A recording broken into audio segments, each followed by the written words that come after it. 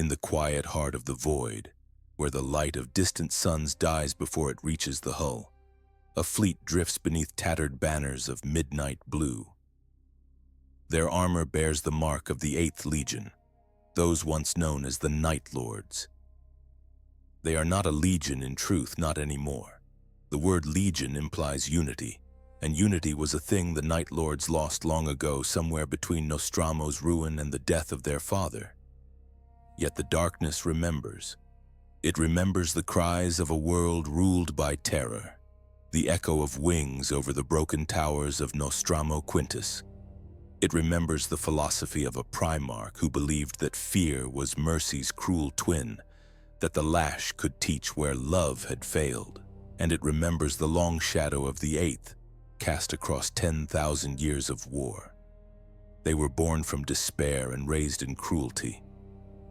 Where other legions sang hymns to duty, the Night Lords whispered of inevitability. They did not fight for honor or empire, they fought to remind the galaxy of consequence. Fear was their sermon, punishment their scripture, and each act of horror a form of law. In those early years after the heresy, when the stars themselves seemed unsure whom to serve, the 8th fractured into 1,000 shards. Each warband became a reflection of its commander, one drenched in vengeance, another in cynicism, another in a brittle, unyielding faith that terror still meant order. They drifted through the void like shards of glass from a shattered cathedral, glinting faintly in the faintest light. But within that chaos, the memory of a voice remained, a prophecy whispered by a dying son of the 8th. His name was Talos Valcoran, the prophet of the Legion, whose visions burned brighter than any lumen. In his dreams, the Emperor's light was ash, and the galaxy was endless night. Yet amid that endless night, there was another figure, a successor, a second prophet, one who would rise from the remnants of the Legion long after Talos was gone. His name, he said, would be Decimus. It was a promise spoken on the edge of death, a final truth in a life already haunted by foresight. Talos saw the future as others saw ghosts, too often and never gently. He knew the 8th would not die quietly. He knew their curse would linger beyond his time. Centuries passed and the Night Lords endured. Their ships became tombs of iron and sorrow. Within their halls, silence took root, a silence broken only by the hum of reactors and the muffled prayers of those who served beneath them. Their creed did not fade. It merely grew stiller, colder, more deliberate. Fear was no longer a weapon of conquest, but of survival. Among these drifting relics of terror, whispers began to stir again. They spoke of a warlord who did not raise his voice, yet whose presence stilled a room. They spoke of a warrior whose armor bore the old sigils, repainted with reverence, whose gauntlets were etched with fragments of prophecy. Some said he carried the bones of Talos within a reliquary. Others claimed his visions came unbidden, as if the dead prophet still spoke through him. His name was Decimus. He was not a hero. Among the Night Lords, that word is a joke told at the edge of a blade. But there was something in him, a steadiness rare among the 8th. He did not laugh at the screams of his enemies, nor boast of slaughter. He listened, as though the galaxy itself still whispered secrets to him. Those who served beneath him learned quickly that his silence was its own kind of prophecy. In that silence, orders were given. In that silence, enemies died. In that silence, fear took shape. Not the manic cruelty of lesser warlords, but a deliberate, thoughtful dread. The Night Lords who followed Decimus were remnants of remnants, drawn from ships long thought lost. They bore names from Nostromo's old cities and wore armor patched with scavenged ceramite. Some had served under Talos himself, and when they looked upon Decimus, they saw something familiar. The same restraint, the same calm before the storm. They began to call him the prophet of the 8th. No choir announced his coming. No warp light split the heavens to mark his rise. He was simply there one day, commanding from the shadows of a vessel whose name the Imperium had long forgotten. His was a leadership measured not by speeches but by precision. He struck only when certainty allowed it, when the enemy's fear had matured like fruit left too long on the vine. The galaxy around him changed. Empires fell. Crusades were declared. Demons walked where men once prayed.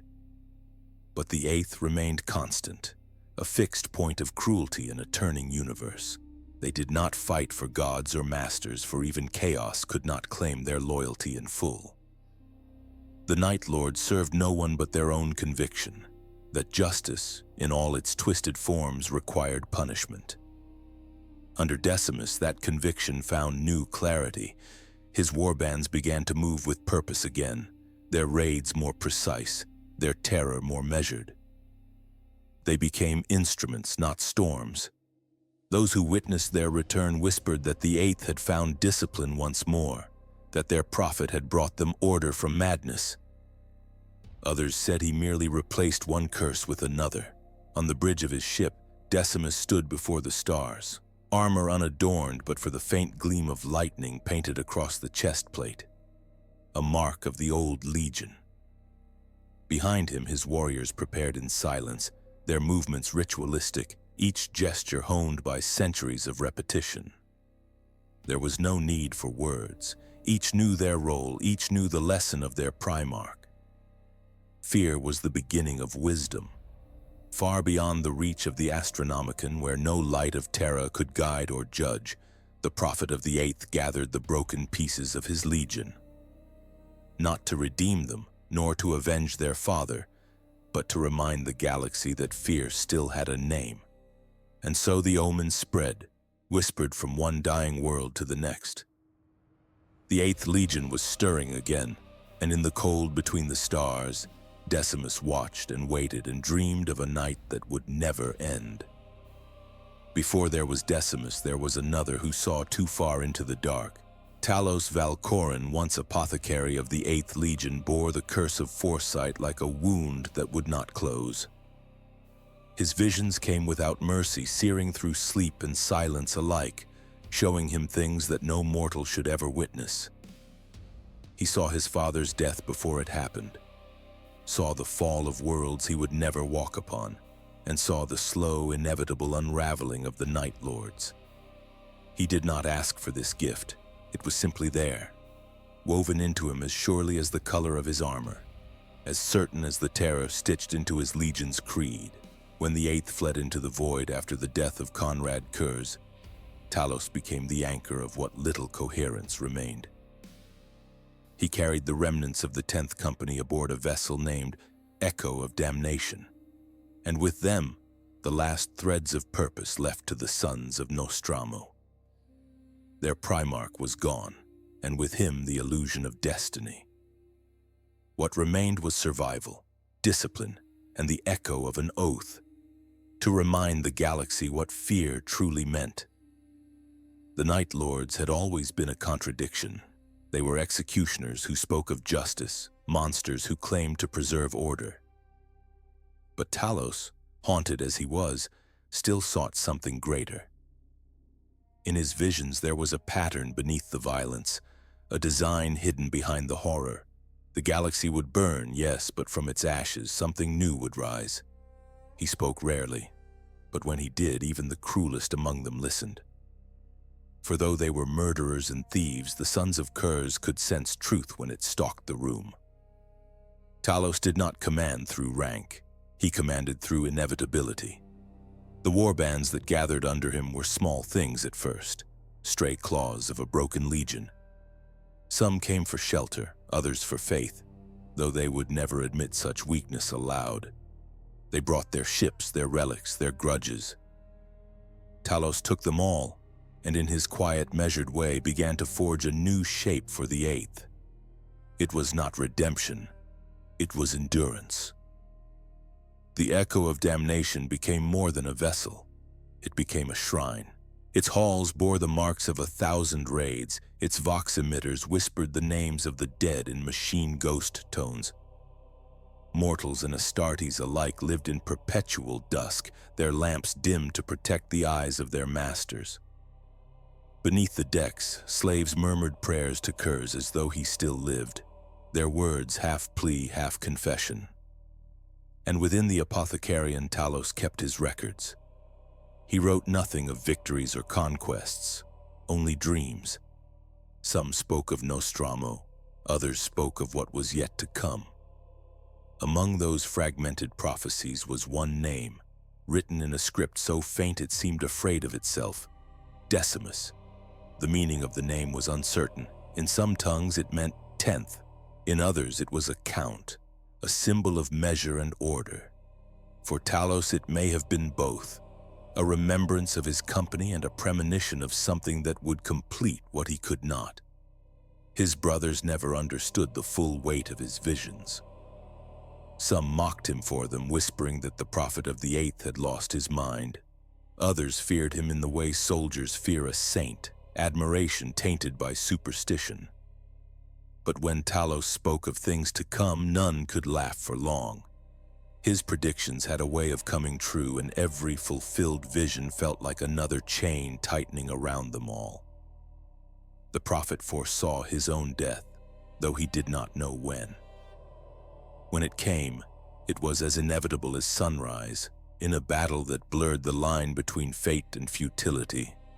Talos met his end aboard a dying ship, surrounded by the few brothers who still called him friend. His last words were not curses but acceptance. He spoke of the Emperor, of destiny, and of the long night to come.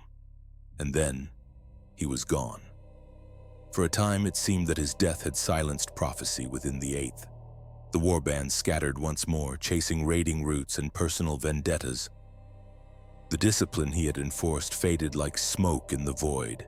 The echo of damnation drifted, her engines wounded, her crew directionless.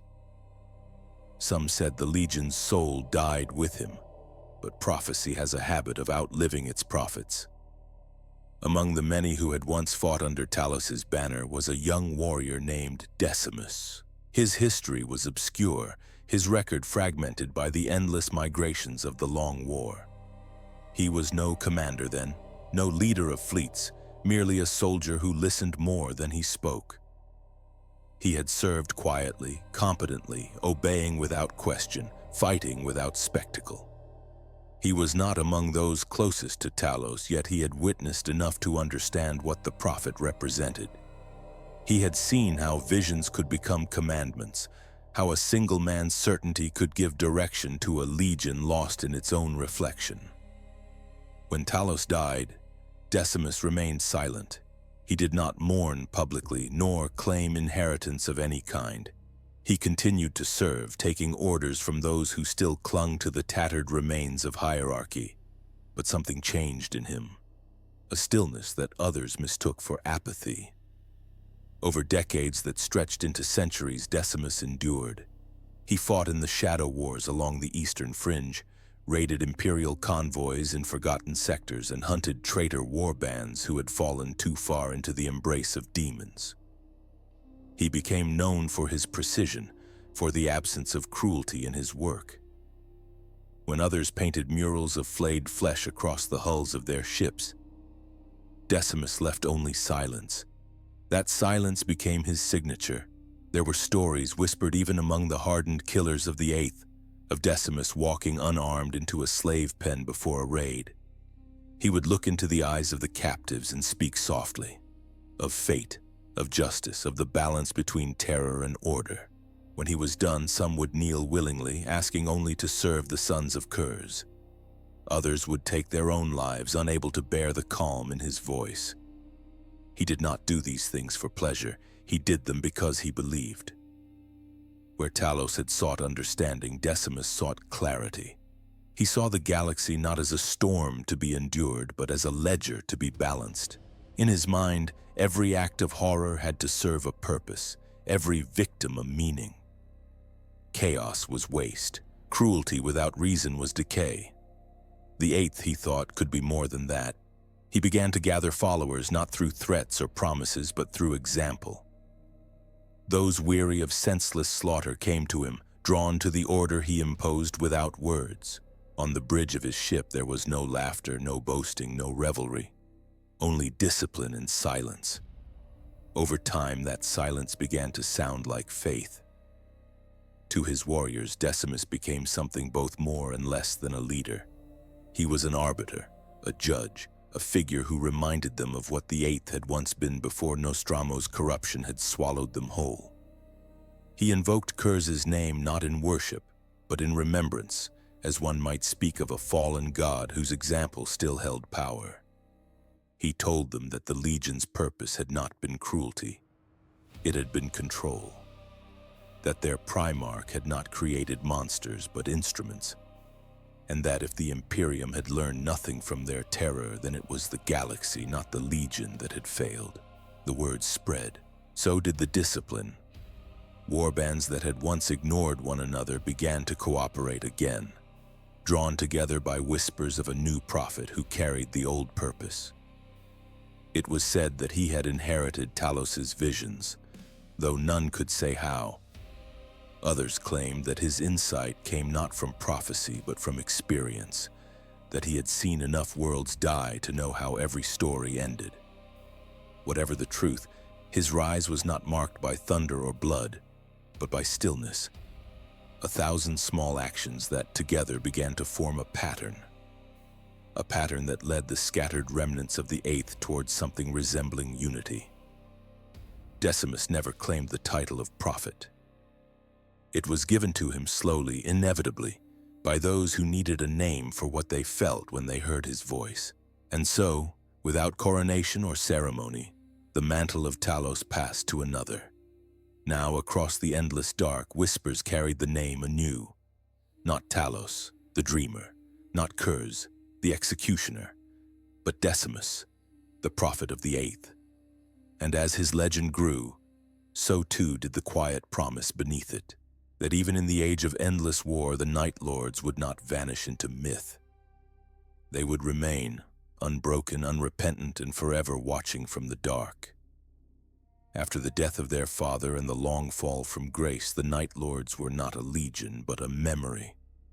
The Imperium had broken them, the warp had scattered them, and time itself had thinned their numbers to whispers. The Eighth became a diaspora, fragments of a philosophy drifting through the void, still sharp enough to wound, yet too small to kill. Once they had numbered in the tens of thousands, their wings of terror blackening entire sectors.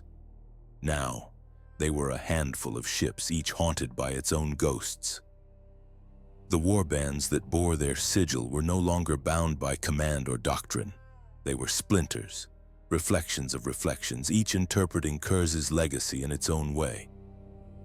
Some became raiders, little more than pirates in the trappings of a dead empire. They struck from the dark for plunder and cruelty's sake, their trophies grotesque reminders of what the Legion had once been. Others turned inward, carving out kingdoms in the warp or feudal domains among forgotten moons. There were captains who named themselves princes, prophets, gods. And there were others who refused even that, choosing only silence, watching the galaxy burn from the edges of existence. No two warbands were the same. Some painted lightning across their armor in reverence. Others let the blue fade to the dull gray of ash, but beneath the differences they shared one thing: a hunger that could not be stilled. They were born from a world where cruelty was survival. They had seen the hypocrisy of the Imperium up close, and they had learned that mercy was a lie told by the powerful to the afraid. In their minds, they were not villains. They were reminders, grim messengers of what happens when order forgets its cost. And yet, even reminders can forget their purpose. After the death of Talos Valcoran, the faint order that had bound the remnants of the 10th Company unraveled. The echo of damnation became a wandering relic, passing from one warlord to another, its corridors soaked in old blood and whispered prophecy. Without the prophet, it was as if the ship itself lost its direction. Its engines burned, but without aim. On the decks where Talos once walked, laughter returned, cruel, empty, and hollow. The Night Lords who had followed him began to fracture again, each seeking to interpret his legacy in their own image. Some claimed his visions proved the gods of chaos were false. Others said they revealed the truth of their dominion. Still others simply ignored his words, caring only for the hunt, the thrill, the sound of breaking fear. Decades turned to centuries. The long war continued, but for many it no longer had meaning. In the deep void beyond the Eye of Terror, there are places where time folds like paper. There, ships drift endlessly, their crews half dead, their minds wrapped in the constant hum of warp static. Among these spectral fleets, the Night Lords found a kind of peace, a cold, bitter stillness that suited them. They struck when opportunity came, then vanished again into the dark. But even in that stillness, the seeds of something new were stirring. Among the scattered fleets were whispers of structure, small warbands uniting for coordinated strikes, coordinated retreats. There were patterns where none should exist. Systems fell in sequence, supply routes cut with precision too deliberate for coincidence. The Imperium, ever blind to the shapes within its own shadow, dismissed the events as random acts of piracy. Yet among the sons of Curze, some recognized the hand behind it. It was not just vengeance anymore, it was strategy. The Eighth had always been artists of fear, but their art was changing. No longer was terror the end. It had become a means. Those who survived an encounter with the Night Lords spoke of attacks that ended suddenly, of cities spared inexplicably, of enemy commanders released after being made to witness atrocities so precise they seemed ritualized.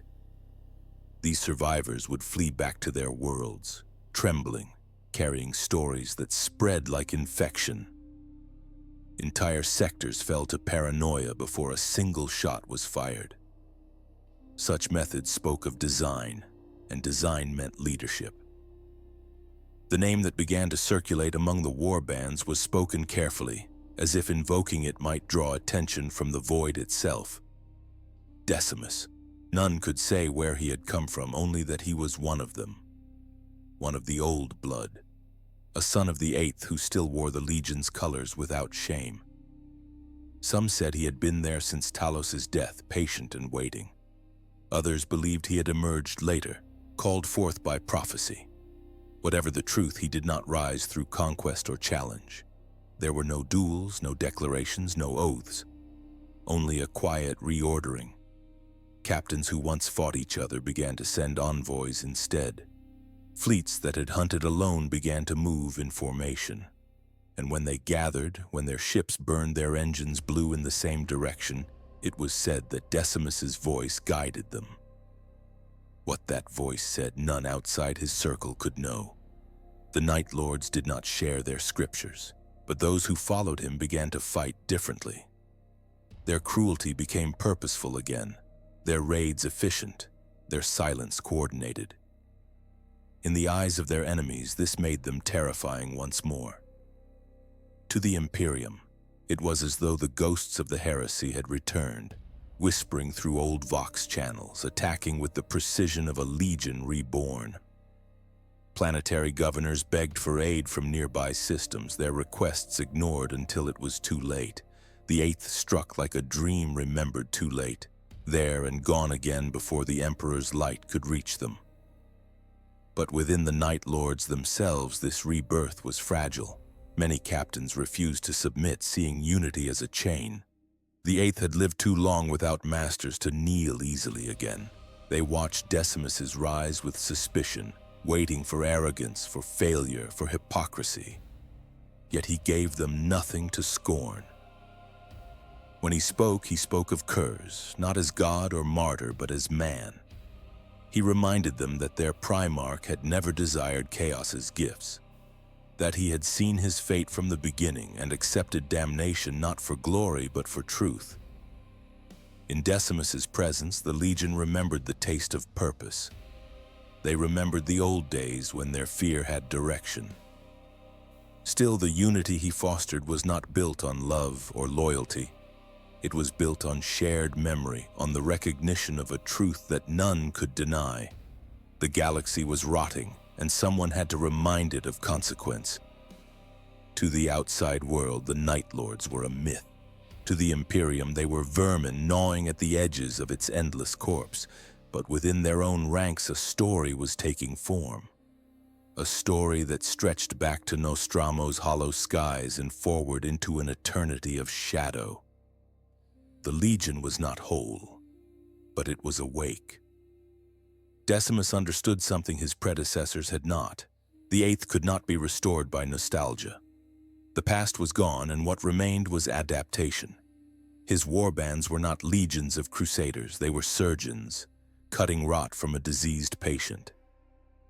The patient might scream, but in screaming, it lived. His tactics reflected this philosophy. Worlds under his gaze were not annihilated, they were sculpted.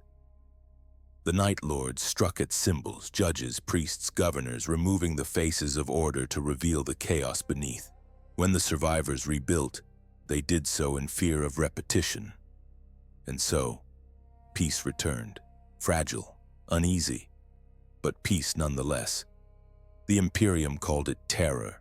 The Night Lords called it balance. There were moments when even Decimus's captains wondered if he truly believed in anything beyond the philosophy of control. But those who fought beside him in the silence between stars understood. He believed in consequence. He believed in the cold symmetry of justice, no matter how cruel. And for a time, it worked. The Eighth grew strong again, not as a single force, but as a constellation of kindred minds. Ships that had once been drifting relics now moved with purpose. The echo of damnation became a symbol again, her prow scarred and proud, her hull alive with whispered devotion to both prophet and primarch. When the Imperium spoke of this resurgence, it did so in fear. The Inquisition debated whether the Eighth had fallen further into chaos or somehow resisted it. No one could say for certain. The warp signatures were erratic, the methods too human. To the Night Lords, this confusion was perfection. For the first time in millennia, they were more than raiders. They were myth made flesh again, and in the cold solitude of command, Decimus watched it unfold. He saw the Legion's reflection in 1,000 shards, each catching a different light, yet together forming a single shape. He knew it would not last, nothing ever did. But while it did, it was enough. In his private sanctum, deep within the core of his ship, he kept relics of the old days. A broken lightning claw, a torn scrap of parchment bearing Talos's name, a cracked helm marked by the sigil of the 10th. Each piece a reminder of what had been lost and what might still be found again. He never called himself savior or prophet. He simply acted as though the prophecy had already been fulfilled. For the first time in centuries, the 8th Legion was a name spoken again with fear. And across the stars, where the light of the Emperor could not reach, there was a silence deeper than the void itself, the silence of hunters gathering before the kill. It was in that silence that the Night Lords remembered who they were. There is a ship that carries more than crew and armament.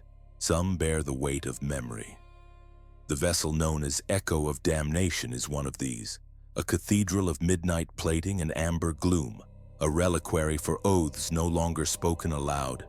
Its hull wears the scars of campaigns lost to official record, micro-meteorite pitting like old script, lance burns seamed with ugly welds, the shallow scallop marks of near-fatal boarding actions. Even at rest, it seems to listen, engines trimmed low enough that the sound of it becomes a presence more than a noise, a patient breathing through iron lungs. Once, before prophecies and partings, the Echo had carried the remnant of a company that refused to die. The ship learned their rhythms as they learned its moods, which deck plating thrummed before a warp surge, which lumen strips flickered when the tertiary converters drew too hard, which companionway smelled faintly of machine oil and incense because some faithful hand insisted on anointing it after every battle. The vessel remembered.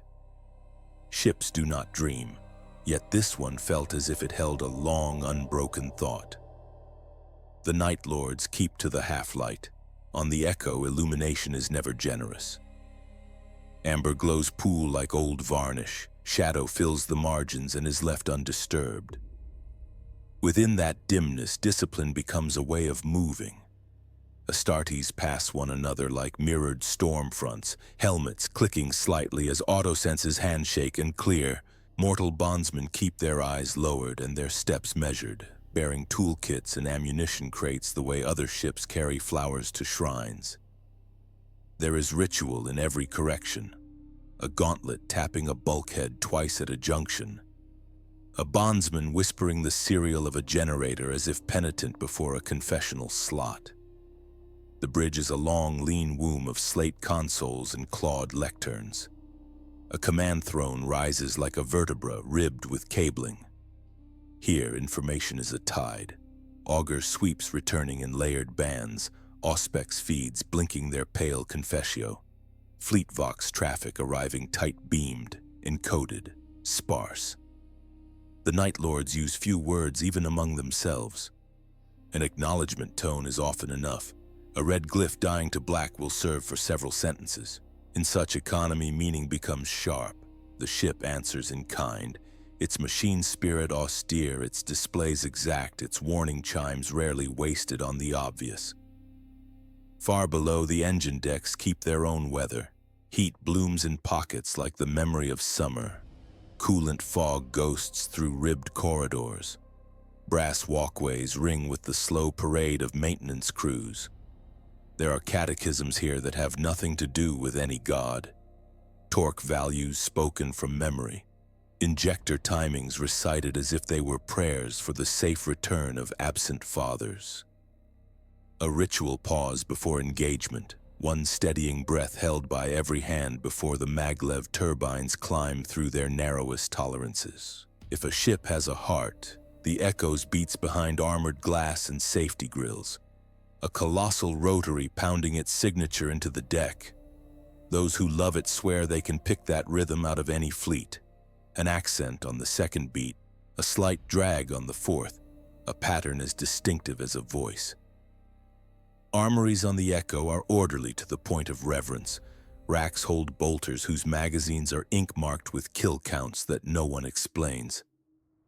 Chain blades are hung tooth down so leaking lubricant will not stain the inscriptions cut into their guards. There are bone trophies, yes, but fewer than on other ships. Where they appear, they are precise. A judge's jaw mounted with its gold-capped teeth still in place. A rosarious bezel crushed and pinned beneath a data plaque listing dates and coordinates. The message is consistent. Terror is archival here, not exuberant. The Apothecarian is a quiet hive of clear light. Its walls remember a prophet, and the surviving medici remember him with a professional's privacy. Sample vials sit in disciplined rows. Gene sealants, cauterants, and anesthetics are labeled in a script both neat and unhurried. Into that stillness, the ship carries new wounded, as every ship must. Serfs mop away blood as if erasing a sentence with great care. There is little talk of miracles. Flesh is measured, sutured, braced, and returned to the war. In the launch bays, thunderhawks and stormbirds brood beneath cranes like great roosting carrion. The deck crews work without the shouted choruses common to loyalist carriers. Hand signals do the work of orders. A warning klaxon is seldom raised above a purr. The birds are maintained to a standard bordering on superstitious. Wing root bolts indexed and lacquered. Ordnance shackles polished where no one will ever see them. Cockpit canopies wiped until they reflect the lumen bars in clean, unbroken lines. Pilots walk the pre-flight rites with a hunter's attention. Tactile checks that confirm what instruments already say. Touches that remind the machine it is cared for and therefore obliged to obey. There is a chapel space too. Not one consecrated by any imperial rite, but a room shaped by absence. The bones of a broken lightning claw rest upon a shelf of blackened steel. A torn company pennant hangs with no embroidery beyond the old Legion color. On one wall, a single line is cut in careful letters. Fear is the beginning of order. No candles, no incense. Whoever tends this place keeps it swept and bare, as if to insist that meaning lies not in ornament but in the line itself. In the years after the first prophet fell, the echo drifted as many things at once. A sanctuary for those who needed the hush to remember themselves, a hunting blind from which raids launched like talons, a rumor that moved through vox-cant and cargo smuggler tales in the same breath. Captains came and went. Some left the ship cleaner than they found it, others crueler. Through each season, a single tendency endured. When the echo fought under a measured hand, its effectiveness multiplied. When it served mania, it made a mess and was almost taken. Even a machine spirit prefers a certain music. Decimus did not seize the vessel. He grew into it, as a shadow meets a shape and realizes the two were already aligned.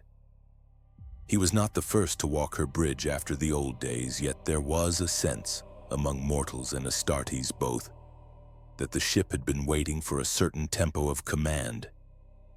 He brought it. Orders landed with a softness that made them hard to refuse. Target picks were pared to bone. The ship's long flanks ceased to prowl sectors in frustration and began to arrive where they could matter. With that change, crew customs shifted in small but telling ways.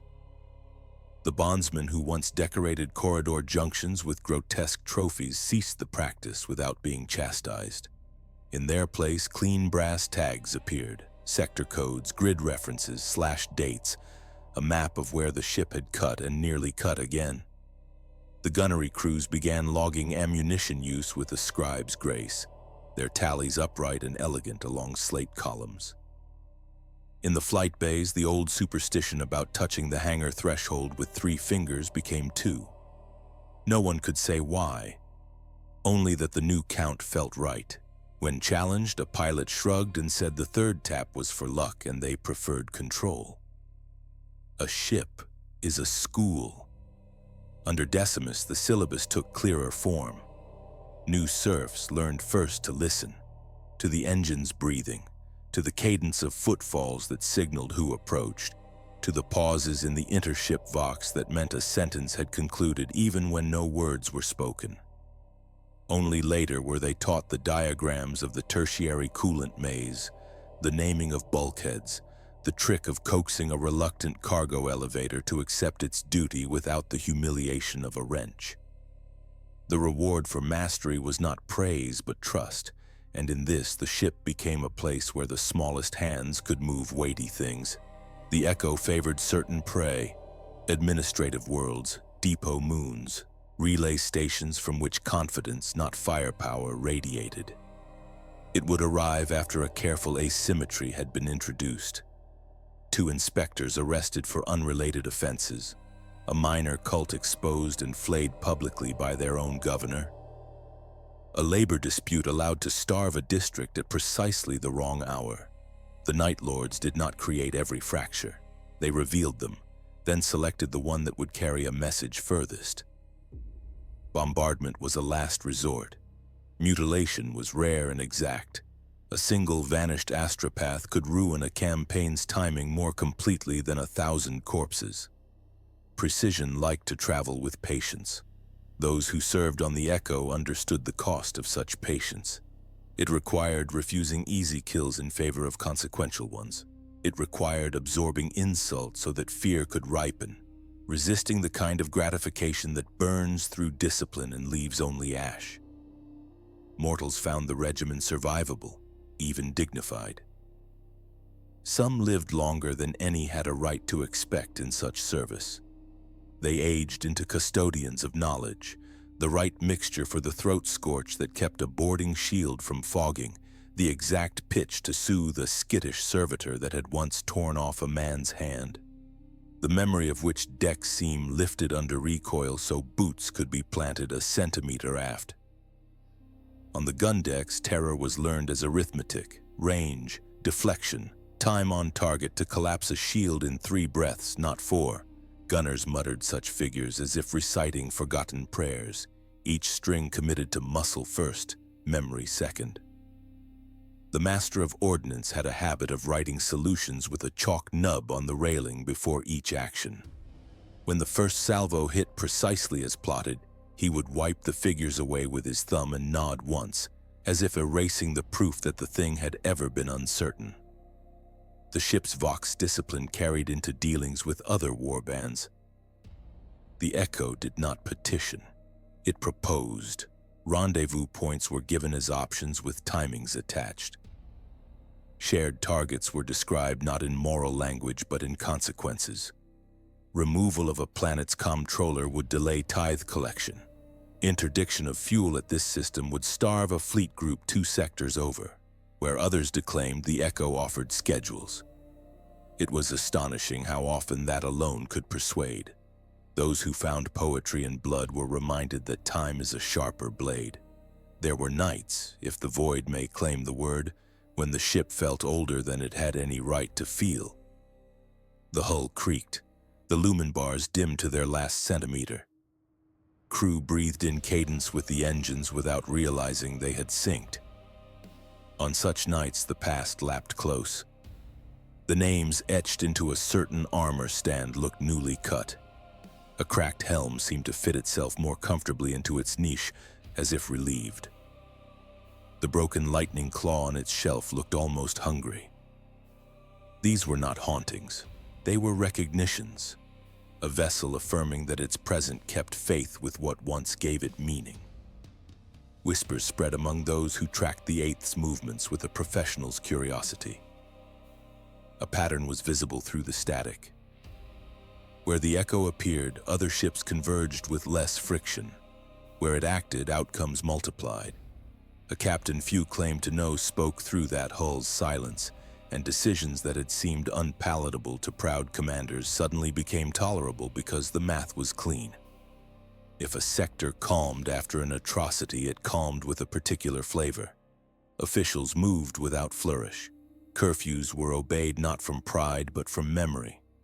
Subversive networks reorganized around absence rather than ambition. It was a style of fear that lingered in administrative handwriting more than in public squares. Decimus never named the ship as flagship. He did not need to. When the Echo arrived at a mustering point, conversation reduced itself. Shipmasters who took offense at taking cues from anyone found themselves agreeing to proposed vectors because the proposals were framed as inevitabilities rather than orders. One by one, their excuses withered in the face of simple logistics.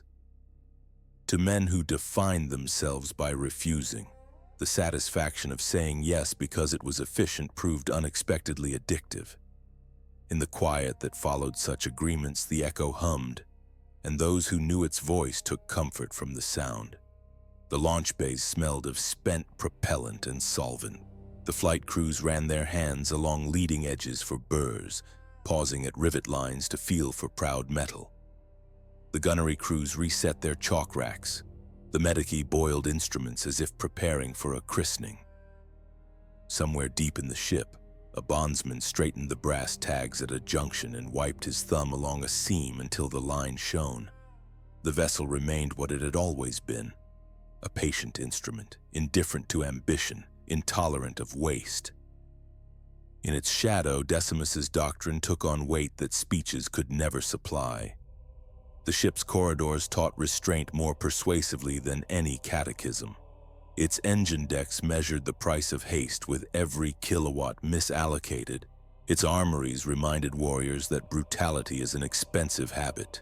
Blades dulled by theater are not sharp when the true cut is required. In time, stories about the Echo bled outward. Imperial logisticians reading casualty and delay reports like auguries began to mark a certain cadence in the losses. Astropaths spoke of a pressure at the edge of their transmissions, a hush that made words arrive clipped and nervous. Planetary scribes found their handwriting neater after a raid, as if they had been corrected by a firm but patient hand. None of these were proofs. All were symptoms. A ship cannot be a prophet, yet some hulls can carry prophecy the way a lung carries air. The echo of damnation had shouldered that burden once before, and in the long after found itself doing so again. An old corridor turned to the traffic of a new command, a narrow stairwell learning the cadence of boots that rarely hurried, a bridge hearing orders that fit the room like a glove. It did not blaze. It did not boast. It did not demand the galaxy remember its name. It traveled. It arrived. It cut. And in the wake of its passages, the map acquired small straight lines where once there had only been storms. So the ship moved through the dark, patient as winter, and those who watched from afar understood that the Eighth had located once more the difference between cruelty and consequence. The lesson continued, quiet as a metronome. Somewhere ahead, harder choices waited. But for now, the instrument was tuned, the crew attentive, the doctrine clear, and the galaxy, however briefly, obliged to listen. The stars along the galactic rim are old. Their light arrives brittle and thin, filtered through dust like memory through grief. Among them, far from charted lanes, the echo of damnation sailed through that weary glow as if drawn by something older than navigation. There, in the hush between wars, the legend of Decimus began to take its true shape. He was not born to glory. No record keeps the hour of his implantation or the forge that cast his armor plates. Among the Night Lords, heritage is as mutable as shadow. They have long since abandoned the notion of lineage. Yet within Decimus there was a symmetry that men recognized even if they could not name it. He carried the quiet of Nostramo's forgotten cathedra, the patience of those who once judged from the dark. In the ship's low light he walked as another brother might, armor dark and undecorated, helmet under one arm, vox grill unlit. There was nothing in his step that demanded attention, and for that very reason, every gaze followed. The Eighth had seen too many captains who shouted, too many warlords who mistook spectacle for command.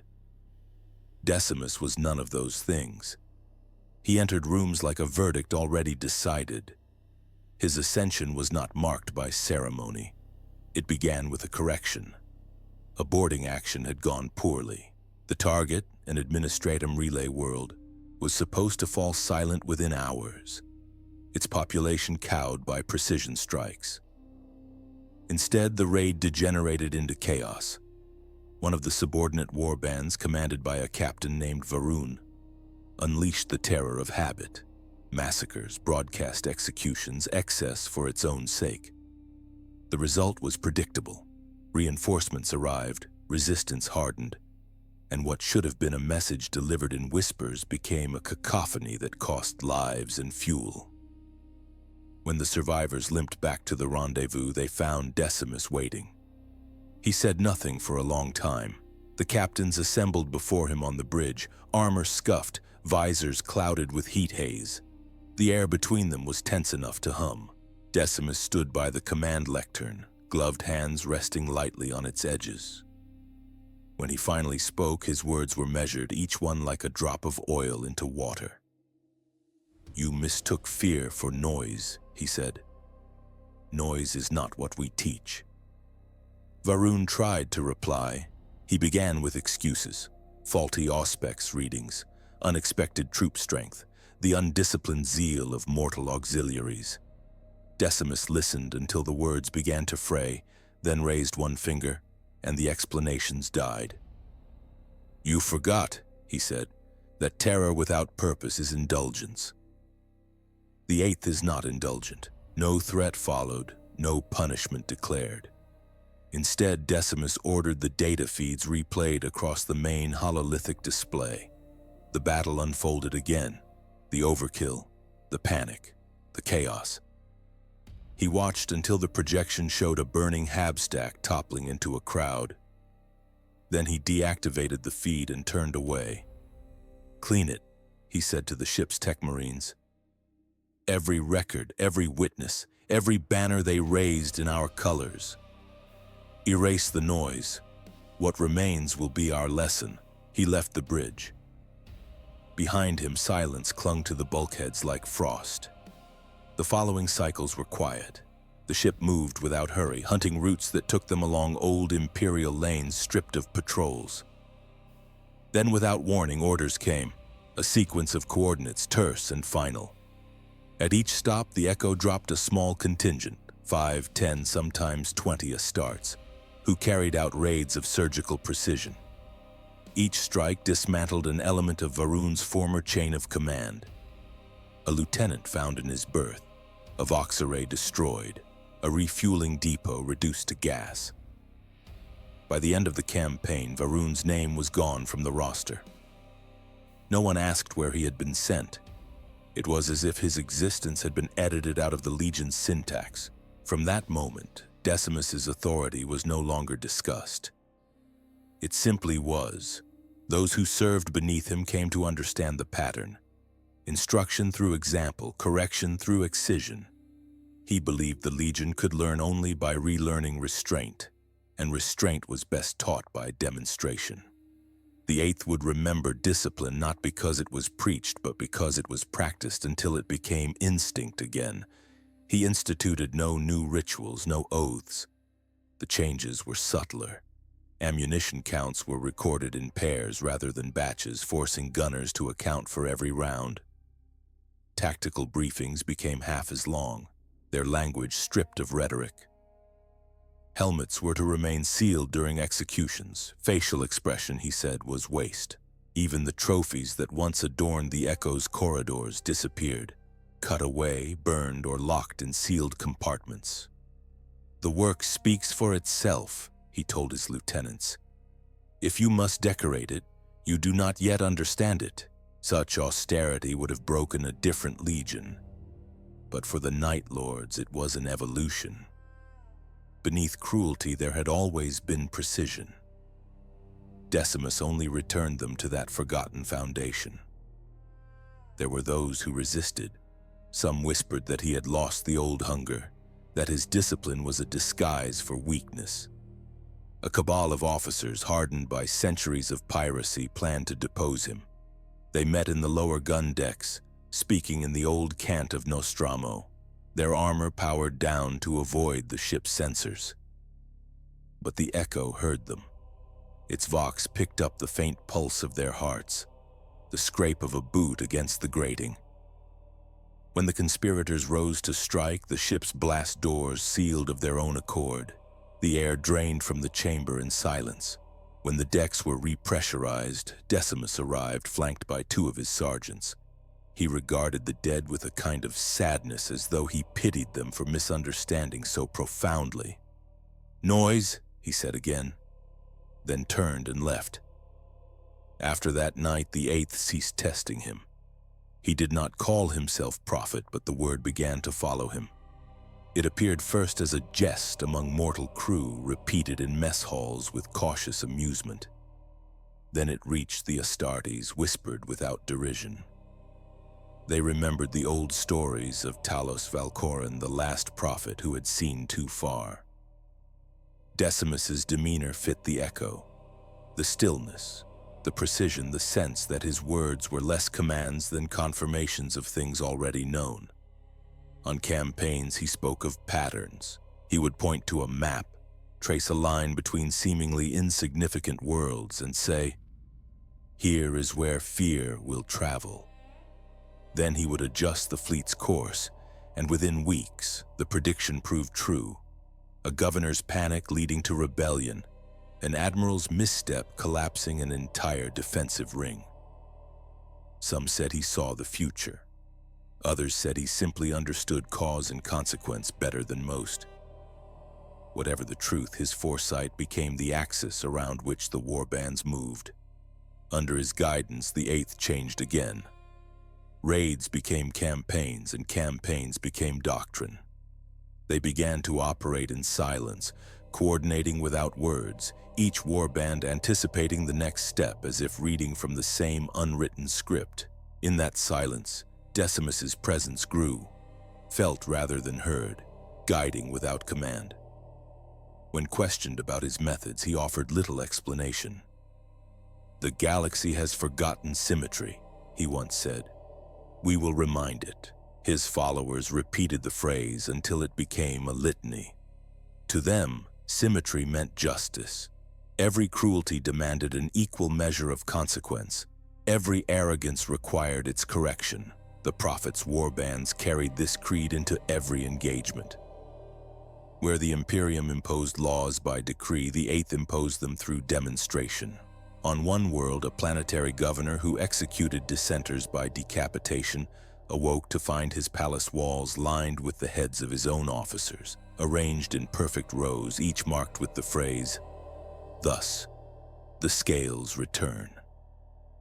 On another, a shrine world that had condemned an entire district for heresy found its chapels silent overnight.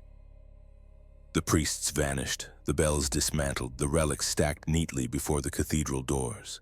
Not a single civilian was harmed. The message was understood. To the Imperium, these were atrocities. To the Night Lords, they were equations balanced. Decimus never gloried in them. He observed, took record, then moved on. His satisfaction, if he felt any, lay in the quiet that followed. The moment when a world, trembling, understood its own reflection. The other legions noticed, of course. The word-bearers called him apostate, the Black Legion called him asset, and the Iron Warriors called him useful. Decimus accepted none of them. He maintained cordial silence, exchanging information when necessary, ignoring invitations to alliance. The Eighth, he believed, must remain separate, untouched by the fever of devotion that consumed the others. Faith distorts, he said. Fear clarifies. The longer he led, the more that philosophy spread through the fleet. The mortal crews began to adopt it as gospel, speaking of fear as a form of light, the only illumination worthy of trust. Among the Astartes, it became something deeper, a principle of command, a guide to self-restraint. Even the most bloodthirsty captains learned to wait, to let terror breathe before cutting it short. Decimus rarely punished. When he did, it was quiet and precise. A weapon reassigned, a name struck from the roster, a berth left empty. Those who disappointed him often found themselves reassigned to solitary patrols from which they never returned. No spectacle, no drama, only absence. In this way, he built a hierarchy of silence. The Legion's fragmented cells began to resemble an organism again, each part moving in accord with the others, responding to unseen signals. Communication became rhythm rather than language. The Eighth had rediscovered its pulse. Decimus himself remained an enigma. He did not preach, did not write, did not ask for devotion. Yet the longer his leadership endured, the more myth gathered around him. Some said he conversed with the shade of Talos in his dreams. Others claimed his visions came from the dead Primarch himself, whispering from beyond time. None dared to ask him directly. His gaze was enough to silence such questions before they were spoken. When the fleet gathered in full strength for the first time in centuries, the captains stood before him in perfect formation. Their armor was black and blue once more, the lightning sigils restored, the trophies gone. Before them, Decimus spoke a single sentence. "The Eighth does not beg the galaxy to remember us," he said. "We remind it by existing." And with that, the prophet of the Night Lords took his place in history. Not as conqueror nor savior, but as balance restored. In the void beyond, the stars dimmed slightly, as if in acknowledgement. There are truths that cannot be written in Scripture because they change the reader merely by being read. Among the Night Lords, such truths are passed in silence, in the intervals between breath and blade. The first of these is simple. Fear is the beginning of order.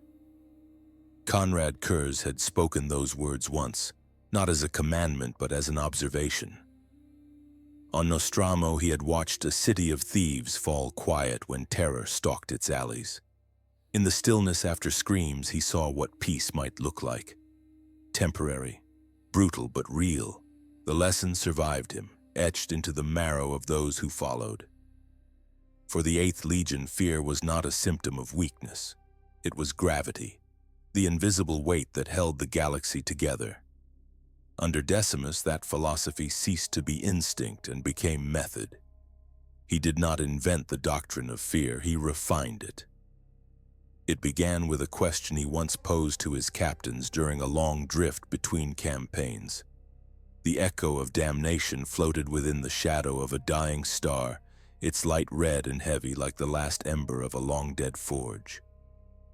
The assembled officers waited in the half-light, armor dull, voices hushed. Decimus stood before the central display, his presence calm as frost. "What?" he asked. "Is the purpose of fear?" There was no answer at first. The Night Lords did not often traffic in philosophy. They were executioners, hunters, soldiers. Eventually, one of the captains, an old killer named Varric, answered. "To control," he said. Decimus inclined his head. "Control is result, not purpose." Another spoke. "To break." "Breaking is easy," said Decimus. "Even animals know how to break. What then?" Silence again. The prophet regarded them all, and when he spoke next, his voice was quieter still. "Fear is memory. It teaches faster than pain. It endures longer than faith. A frightened man may obey today, but a man who remembers fear will shape his children around it. That is how empires are made." The words lingered like smoke. From that moment, the doctrine of fear took form. It was not a written code nor a set of rules. It was a pattern, a way of thinking, a system of cause and consequence that turned terror into architecture. To Decimus, the Imperium had forgotten this art. The Emperor's servants wielded fear as a cudgel, but never as a scalpel. They punished, but they did not teach. They demanded obedience, but not understanding. Their fear was hollow, fleeting, dependent on proximity to authority. The 8th would offer a purer kind. Their fear would live in the bones. He taught his captains to measure fear as others measured range or ammunition. Each raid was to be weighed not in bodies but in echoes. How long a population trembled, how deeply they altered their habits after the strike. A massacre that bred hatred was a failure. A single act that created obedience lasting generations was victory. The Night Lords became students again. They studied fear with the precision of surgeons. They learned the difference between dread and panic, between despair and surrender. Dread was useful, panic was waste, despair was stable, surrender required reinforcement. They built campaigns like psychological engines, each component calibrated for the most efficient yield. To an outsider, their wars appeared almost merciful. Whole cities left untouched while a single district vanished. Armies bypassed so that rumor could spread unchallenged. Entire planetary defense networks left intact because terror would guard the world better than soldiers ever could. But to those who lived under their shadow, it was a revelation in cruelty. The Night Lords no longer needed to kill to conquer. They only needed to be seen once, unmistakably, and then to vanish. The absence that followed was worse than any bombardment. Decimus himself participated in few raids. When he did, it was always for instruction. He would observe quietly from the landing craft, his armor unmarked, his presence composed. In battle, he never shouted, never cursed. His movements were economical, precise. He struck only when necessary and never twice in the same place. His warriors imitated him. Over time, the 8th began to move differently, less frenzy, more intent. Their kills were cleaner, their retreats swifter. They became predators who understood not only how to feed but how to farm their prey.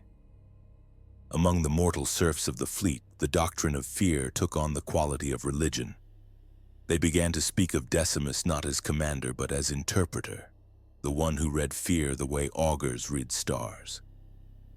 In the maintenance decks, small altars appeared, collections of broken chains, cracked visors, and other tokens of restraint. The serfs whispered prayers not for victory but for precision. "Let the prophet see the pattern," they said.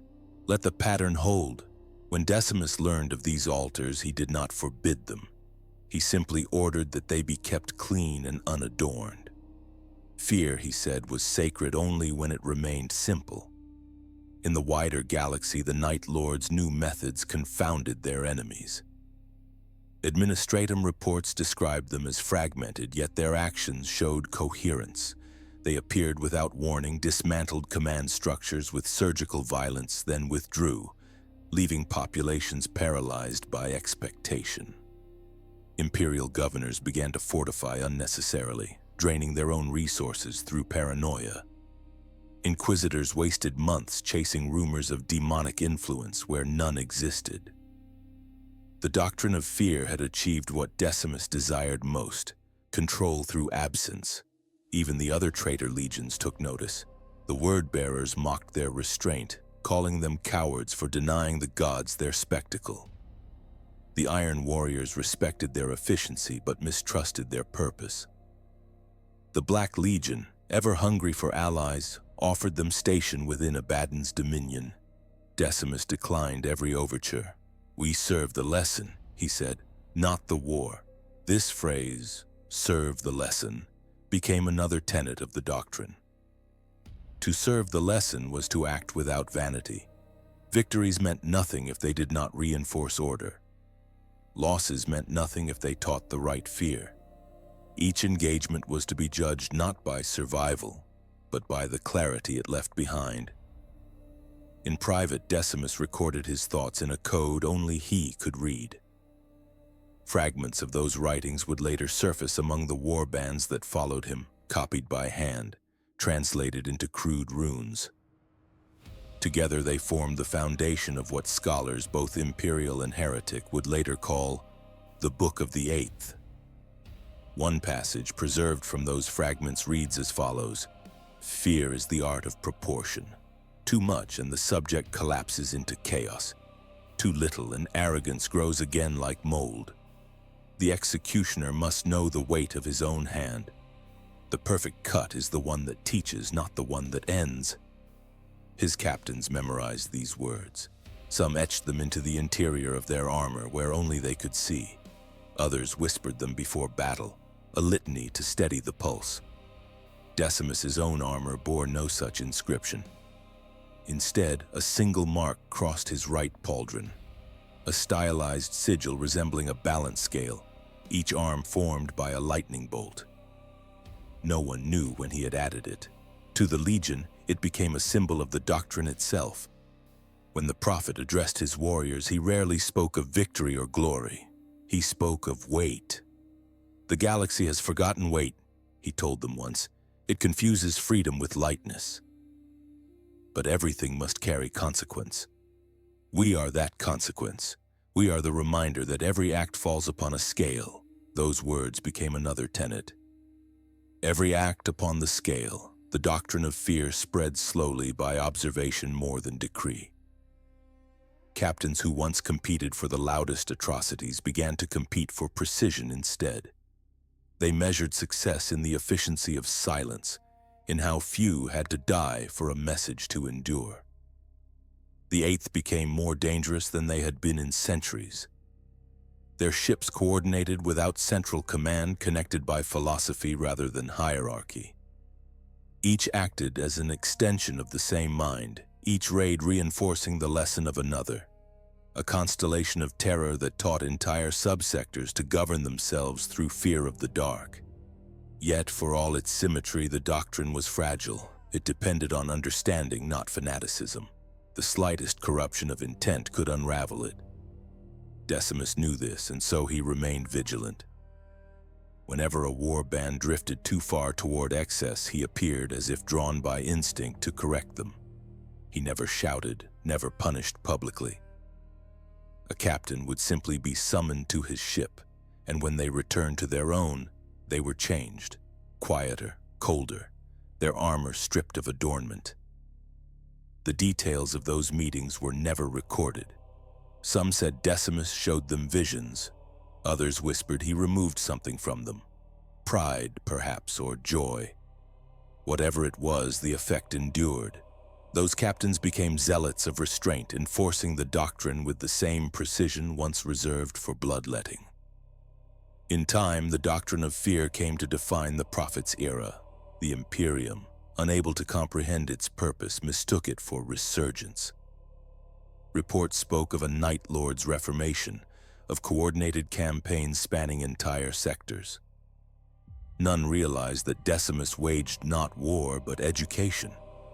He was teaching the galaxy to remember its boundaries. Worlds rebuilt under his shadow were quieter, more obedient. Crime fell.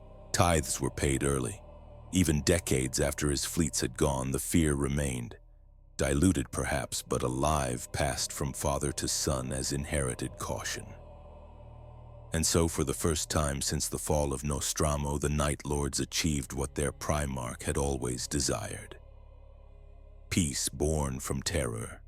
It was not noble, it was not merciful, but it was effective.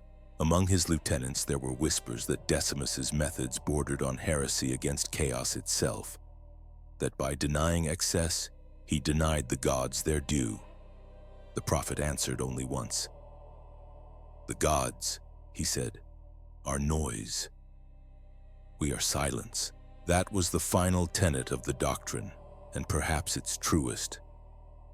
In the end, it was silence that defined the Eighth under Decimus, the silence after judgment, after screams, after lessons learned.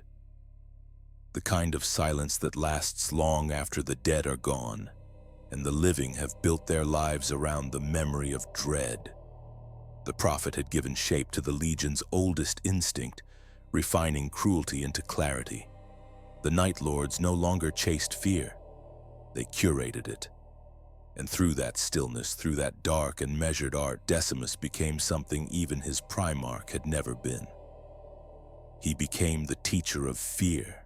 There are gatherings that change the course of legions, not because banners are raised or oaths are sworn, but because silence is shared between those who understand its weight. The Conclave of Shadows was one such gathering. Its location was never recorded, not even among the Night Lord's own chronicles. Some said it was held within the lightless orbit of a dead moon near the Ghoul stars. Others whispered that it took place aboard the Echo of Damnation itself, its vast cargo bays emptied and turned into a hall of black iron and cold reverence.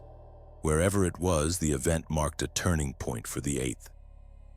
For the first time in millennia, the scattered warbands of the Night Lords came together. No lord summoned them, no orders were given. They came because the silence between their wars had begun to sound like a voice. The call spread in fragments, a signal hidden within ship codes, an emblem painted in the blood of a victim on a derelict station wall, a message scratched into the bone of a flayed Imperial officer. The Eighth remembers. Those who saw it knew what it meant. They arrived one by one, ships sliding out of the void like ghosts answering a funeral hymn. They came scarred and divided, their hulls patched with scavenged armor and heretic scripture, their crews half insane from the long war. But they came. Each vessel brought its own interpretation of the Legion's faith. Some were heavy with trophies, their prows adorned with impaled serfs and priests. Others bore only the sigil of the Lightning Claw, unadorned, proud in its austerity. Between them drifted smaller ships, transports, refitters, plague vessels whose machine spirits groaned like dying throats. They anchored themselves around a single ship, vast and black, its prow marked by the faded emblem of a broken wing. The Echo of Damnation waited there like an altar, its engines low, its decks silent. Decimus had sent no invitations. He had simply stopped moving. That was enough. When the fleets arrived, they found no host to greet them, no signal to guide them in. The prophet did not speak. He did not demand allegiance. He only waited as the void around them filled with the weight of anticipation. At last, a single transmission flickered across every channel. It contained no words, only a sound. the steady rhythm of a heartbeat. One by one, the war bands aligned their ships to match the signal, their own reactor pulses synchronizing with the beat. Across the void, hundreds of vessels throbbed in unison, their engines murmuring like a living thing. It was not unity through obedience. It was unity through memory. When the time came, Decimus appeared. He emerged from the Echo's forward airlock, descending alone into the great hall that had been carved from the ship's launch bay. There was no ceremony to mark his arrival, no trumpets, no banners, only the sound of boots against metal and the hush that followed. Before him stood the assembled captains of the VIII, monsters and visionaries both. Some towered in Terminator plate, their armor etched with runes of warning. Others wore the lighter suits of hunters, their helmets sculpted into predatory visages. They had not stood together in such number since the heresy. Decimus did not speak immediately. He walked among them slowly, his gaze steady, his movements deliberate. He passed warriors who had killed worlds, men whose hands bore the stains of centuries, and they bowed their heads as he passed. When he reached the center of the hall, he looked up, and for a long moment no one moved. The hum of the ship's engines became the only sound, a low, patient heartbeat echoing through the chamber. Then the prophet spoke. "The VIII does not die," he said. "It fragments.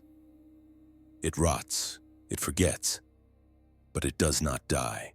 The words were quiet, but they carried through the hall like a blade sliding free of its sheath. He turned slowly, letting his gaze rest on each captain in turn.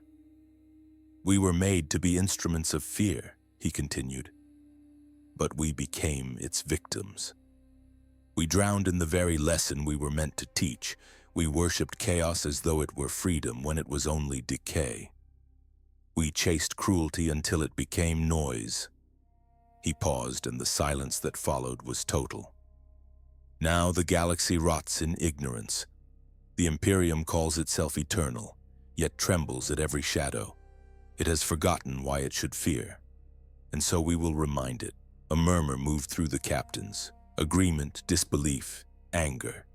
Some nodded, others turned their heads in defiance. The VIII was not a legion that bent easily. Decimus raised his hand, and the murmur died. "We will not rebuild the legion," he said. "We cannot. Nostromo is dust. Our father is dead. What remains is what we make of his lesson." He drew a small object from his belt, a shard of black glass, smooth and thin. Nostroman glass pulled from the ruins of their dead world. He held it up for all to see.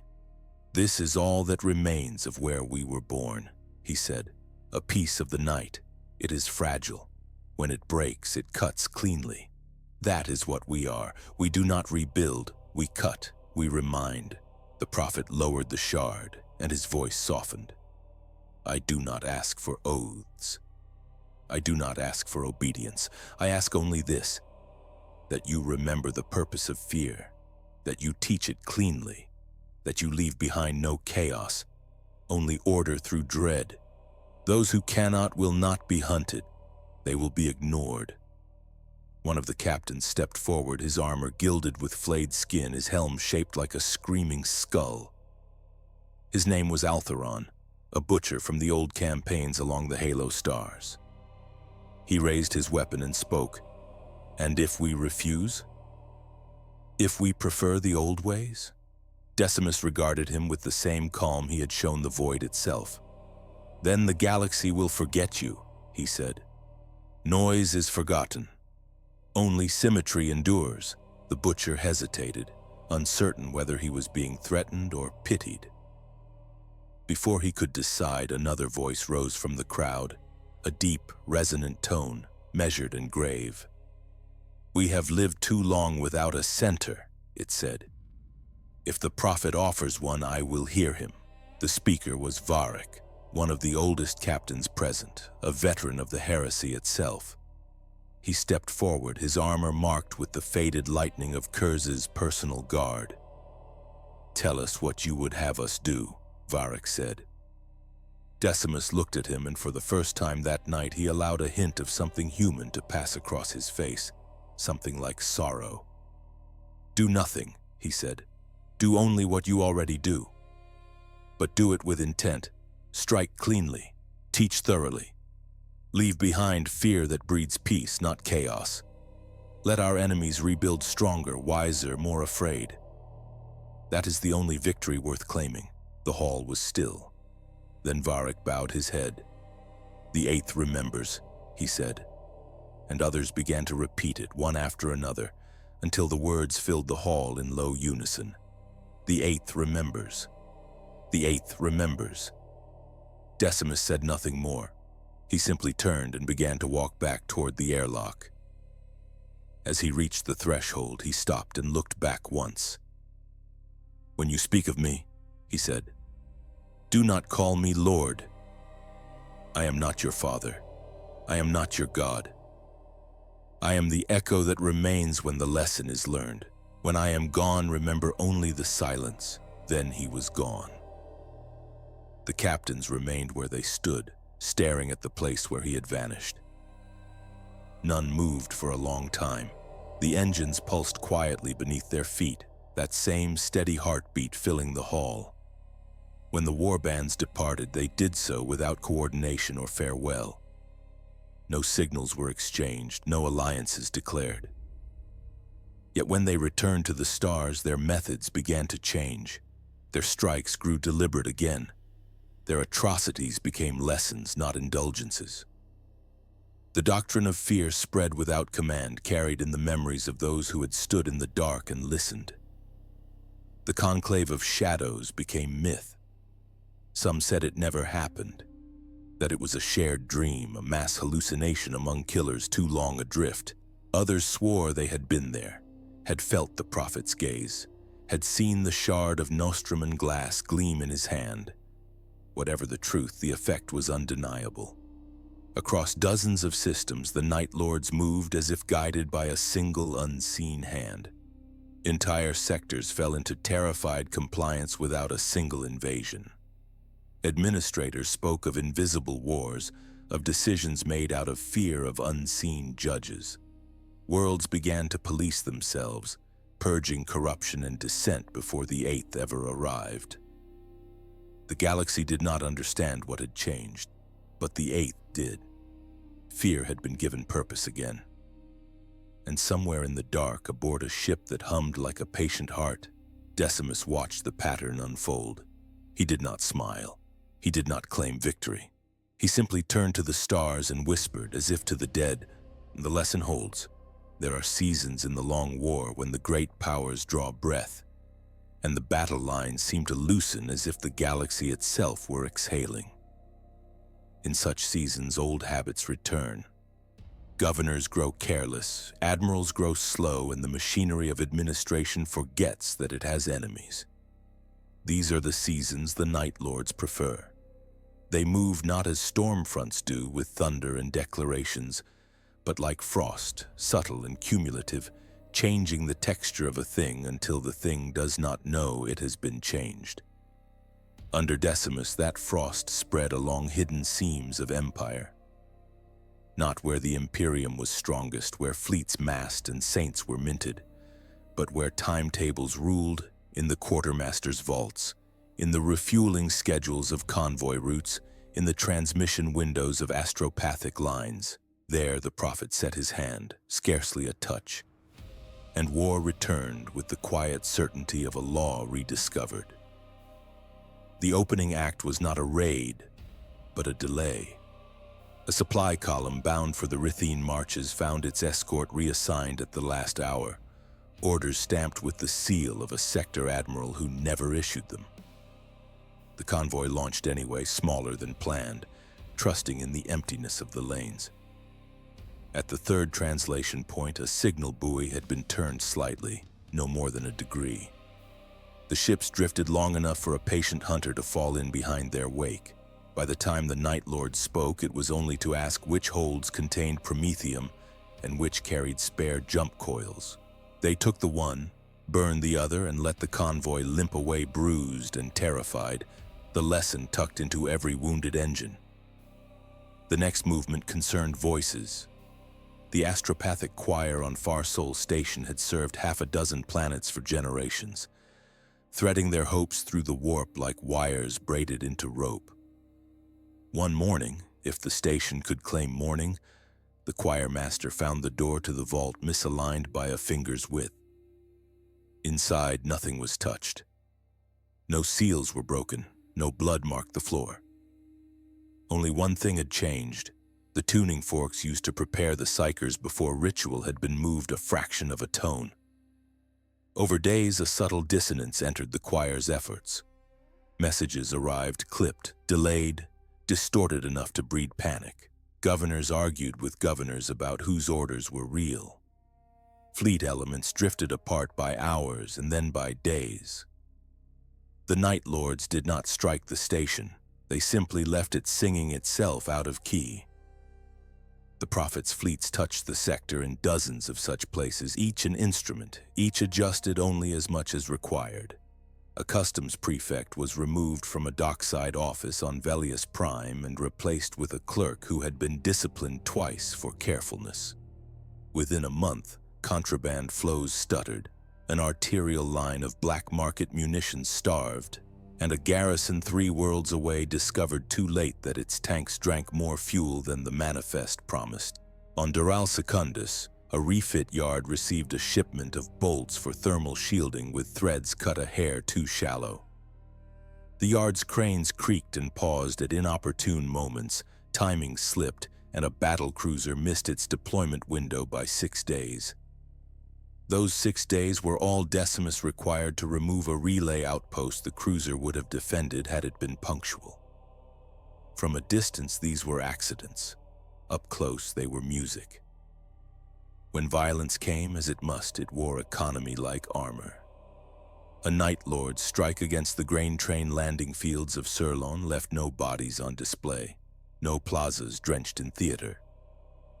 Instead, control towers stood immaculate, while their internal lifts locked at the 9th deck. Flight controllers spent 3 hours trapped between floors listening to the sound of cargo haulers circling without permission, until the Prophet's men keyed access for a single information packet to pass. It contained a list of the station's commanders, ranked by competence. At the bottom, beside a name, a small mark had been added, 2 strokes like a scale. By the time the lifts unlocked, the marked man had resigned, without prompting, and Surlon's schedules returned to precision, as if decency had been forced back into a posture. Warbands under Decimus acted like organs in a single body. The echo of damnation cut the communications arteries. The throne of shards hounded troop transports until they adopted conservative routes. The mournful edge removed auditors and inspectors whose signatures might have corrected the damage. Each ship reported little and spoke less.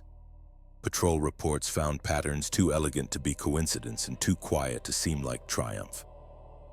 In inquisitorial archives, junior savants marked the convergences and then crossed them out again, embarrassed to have found poetry in logistics. On hive worlds, the 8th reclaimed their oldest dialect. They did not descend in spectacle. They walked among the underhive in borrowed cloaks, listening to the noises of metal and need. In the hab-warrens of Grethor, they sat in alleys under superheated steam lines and asked laborers why their shifts overran. The answers were numbers, hours, calories, quotas, penalties. The Night Lords learned the arithmetic of strain and cut it in 2 places. The overseer who composed punishments was found suspended from a crane, not dead, but witnessing his ledgers burned page by page. The quartermaster who skimmed protein rations woke to find his personal stores stacked in the corridor with a single word scraped into the lid of the top crate. Enough. Grethor's output steadied, then climbed, not out of gratitude but from a fear that some new audit would follow. It did not. The Prophet had already moved on. Opposition matured as it always does. A flotilla under Rear Admiral Sarek descended with diligence and a scholar's hatred, recomputing convoy paths, reassigning escorts, recalibrating choir frequencies. He was meticulous, which impressed the prophet enough to justify a personal correction. When Sarek's flagship, the Lithe Vow, made its scheduled translation for a sweep of the Morris Reach, it arrived 15 light minutes from a point that no longer existed. The beacon it sought had been removed to a position a quarter orbit behind a cold rock, masked beneath the rock's thermal echo. Sarek's astrogator gritted his teeth and began recalculation. In that narrow window, 2 of the flotilla's frigates suffered engine hiccups, acceptable, ordinary, and fatal under the circumstances. The Echo slid between forms like a thought and tapped the Vow's aft shields 3 times with lance fire, each pulse measured to shave, not to pierce. It was a demonstration. We can, but need not. When Sarek's temper flared, his signals lit space with anger. That heat was the only invitation the prophet required. The flotilla pursued shadows until fuel margins whispered prudence, then limped home with clean hulls and shaken doctrine. The reports Sarek filed afterward were exemplary and wrong, and the wrongness rippled outward through the bureaucracy like a hairline crack, invisible until weight found it again. The long war, rekindled, seldom passed for war at all. It was, in the prophet's hands, a pedagogy that taught by removal. Admirals learned which instincts betrayed them. Governors learned to fear timetables more than insurgents. Shrine worlds learned to secure their registries before their reliquaries. Some called it cowardice. Others, encountering the Night Lords up close, discovered it demanded a rarer kind of courage. The willingness to stop striking when the cut was the right depth. In the warbands themselves, these campaigns hardened habits into culture. Helm lenses were polished not for gleam but to prevent micro-scratches that might misread a distance at the far end of a corridor. Bolter muzzles were gauged before embarkation. A misalignment of a breadth of a hair prompted a delay rather than a risk. Boarding craft were repacked after each action according to a ritual that traced back to the 10th. Breaching charges forward left, mag clamps forward right, reserve rounds aft in even rows, medkits in a box marked only by a diagonal scar. New serfs learned why the scar mattered. In half-light, the scar caught and reflected the lumen bar sufficient to distinguish it from ammunition. Nothing was by accident. Every detail traced a line to a consequence.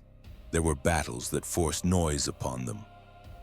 A manufacturer moon over the Carbus gate flared with stubbornness, its defense monitors welded by civic volunteers to fight as a necklace of crude fortresses. The exalted might once have applauded such theater. Decimus did not. The Night Lords measured fuel, morale, and yield, then chose a different economy.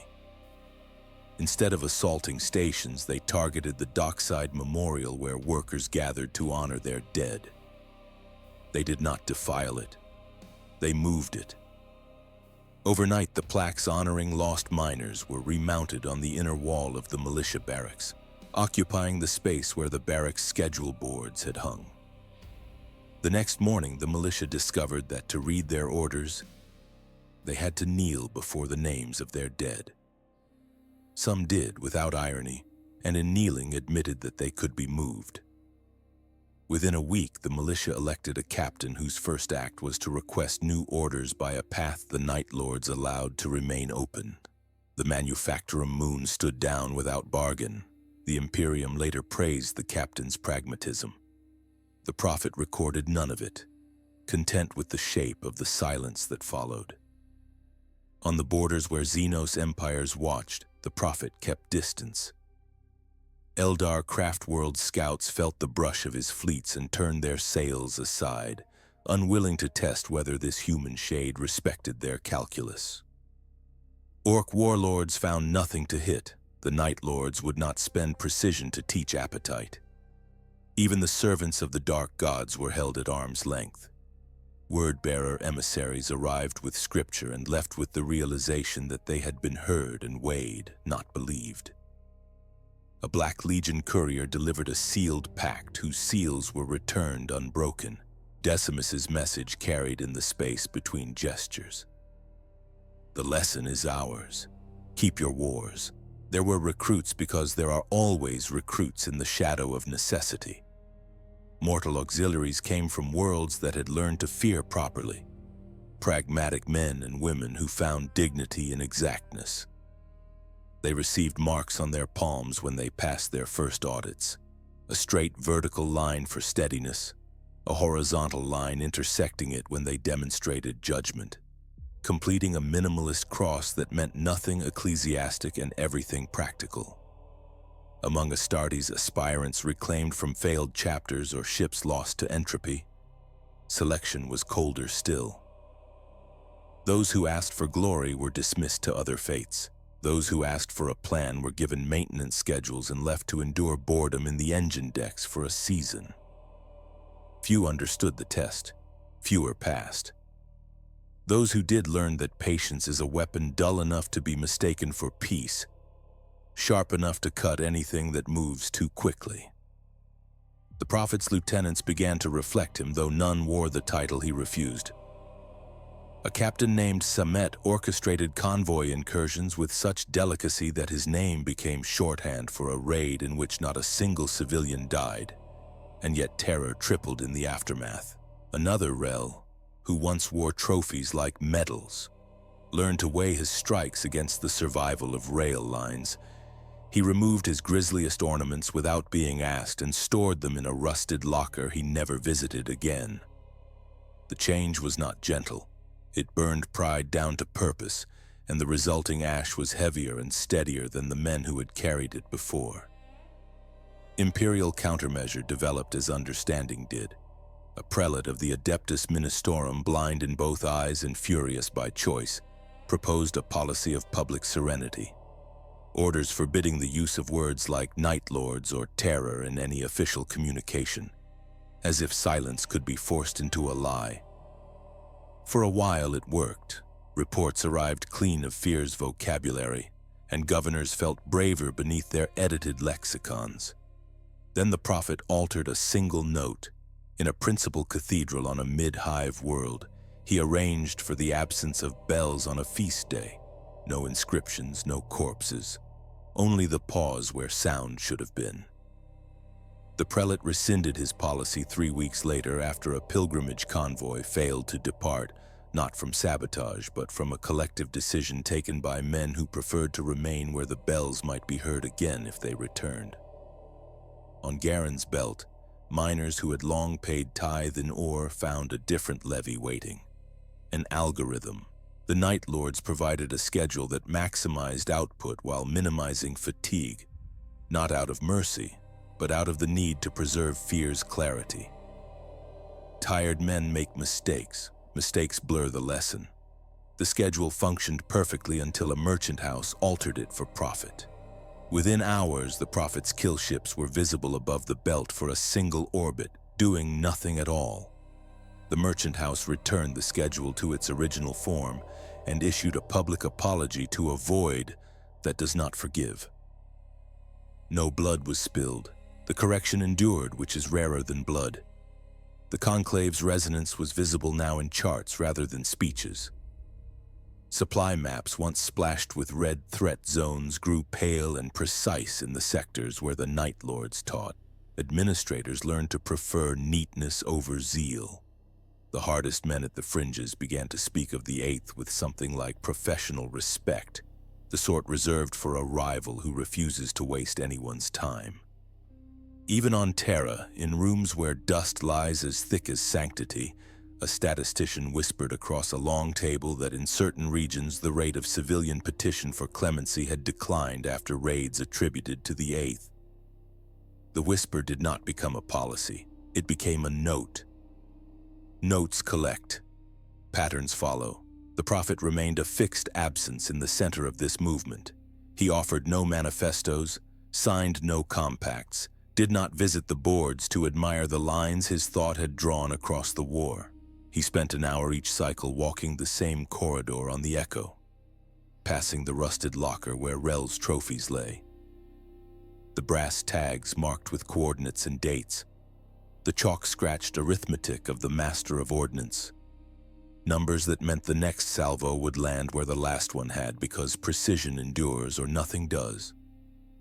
Those who saw him at such hours remarked on the fact that he did not touch the walls. He moved through his ship with the same restraint he required from it. Proximity without insistence. When a world demanded defiance, he permitted it. A governor on Solace Prime declared he would not bend to shadows. He would debate fear in public. The Night Lords left him alive long enough to hold his speech on the steps of his palace. Half the city gathered. The governor, persuasive and weary, spoke of courage and light and the Emperor's mercy. And as he spoke, the power grid dimmed and lifted, not failing, merely reminding. The crowd's attention slipped, not because of terror, but because memory tugged its sleeve. The governor finished to a fraction of the applause he expected, and somewhere deep in the palace, a single bell sounded once and then ceased, as if ashamed to have broken the rule. Solace Prime became quiet after that, not submissive, not broken. Quiet, which was enough. There were losses. A torpedo found the mournful edge at a bad angle and made a cut that would not seal. Its captain ordered scuttling rather than allow capture, and the ship went down without spectacle. The prophet marked the loss with adjustments, not with elegy. The warbands took the lesson. Variables accumulate, even the cleanest math bleeds. In the armories of the Echo, a new rack appeared where once an extra crate of charge packs had sat.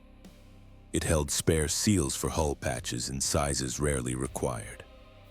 The label beneath the rack was a single number, the time it took for the mournful edge to drown. Those who could read the number understood what it meant. Those who could not learn to. The rekindled war had the taste of inevitability. Sectors corrected themselves when rumors of the VIII arrived. Some worlds emptied their prisons unprompted and consigned their worst-to-work gangs that rebuilt shutters and sirens with unprecedented speed. Others held festivals of silence, an odd rite wherein crowds gathered to say nothing for an hour, as if to prove that calm could be chosen, not imposed. The Night Lords did not invent these customs. They allowed them to exist. The lesson was never that fear must dominate. It was that fear must be remembered.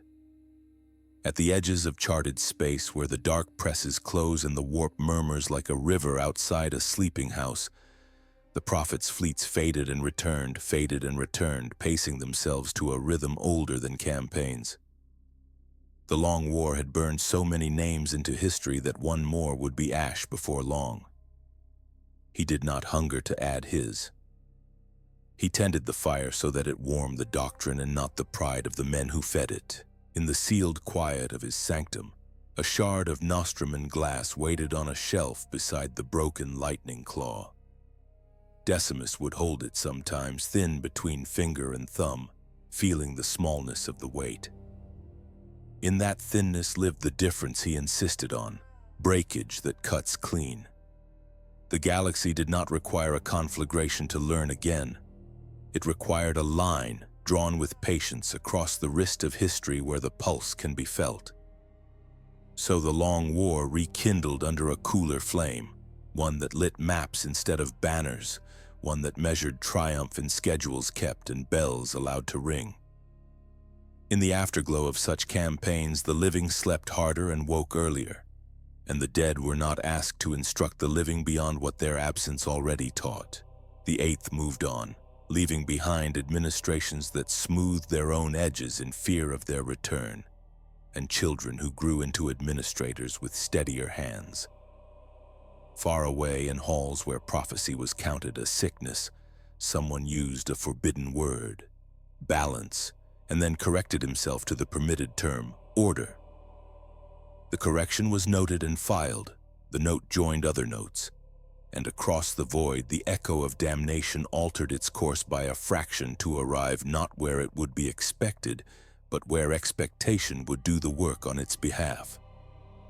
The war had resumed its true shape, not a roar but a contour. Under Decimus, the Night Lords traced that contour with the discipline of men who do not mistake sound for proof. The galaxy shuddered slightly and grew still again, waiting, as it always does, for the next adjustment. There are men who dream and awaken empty, carrying nothing of the night into their hands. There are others who wake with the residue of images, echoes that fade by the time the day has learned their names. And then there are the very few whose sleep is a corridor with doors they did not build and keys they do not own. Decimus belonged to the last of these. His visions did not arrive like thunder. They came the way dust returns to a surface that has been carefully wiped, inevitable, patient, revealing the contours of things by settling upon them. He did not seek them.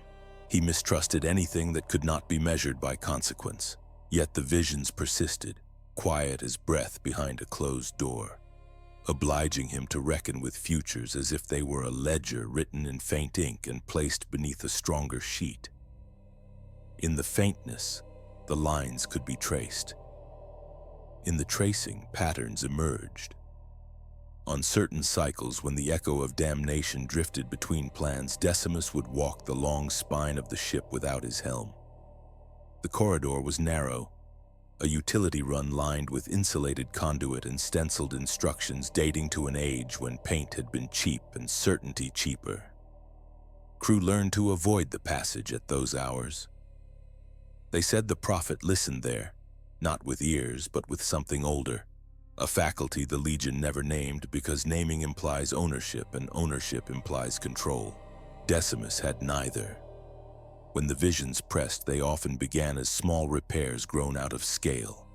A seam of old weld on the corridor's port side would catch his eye.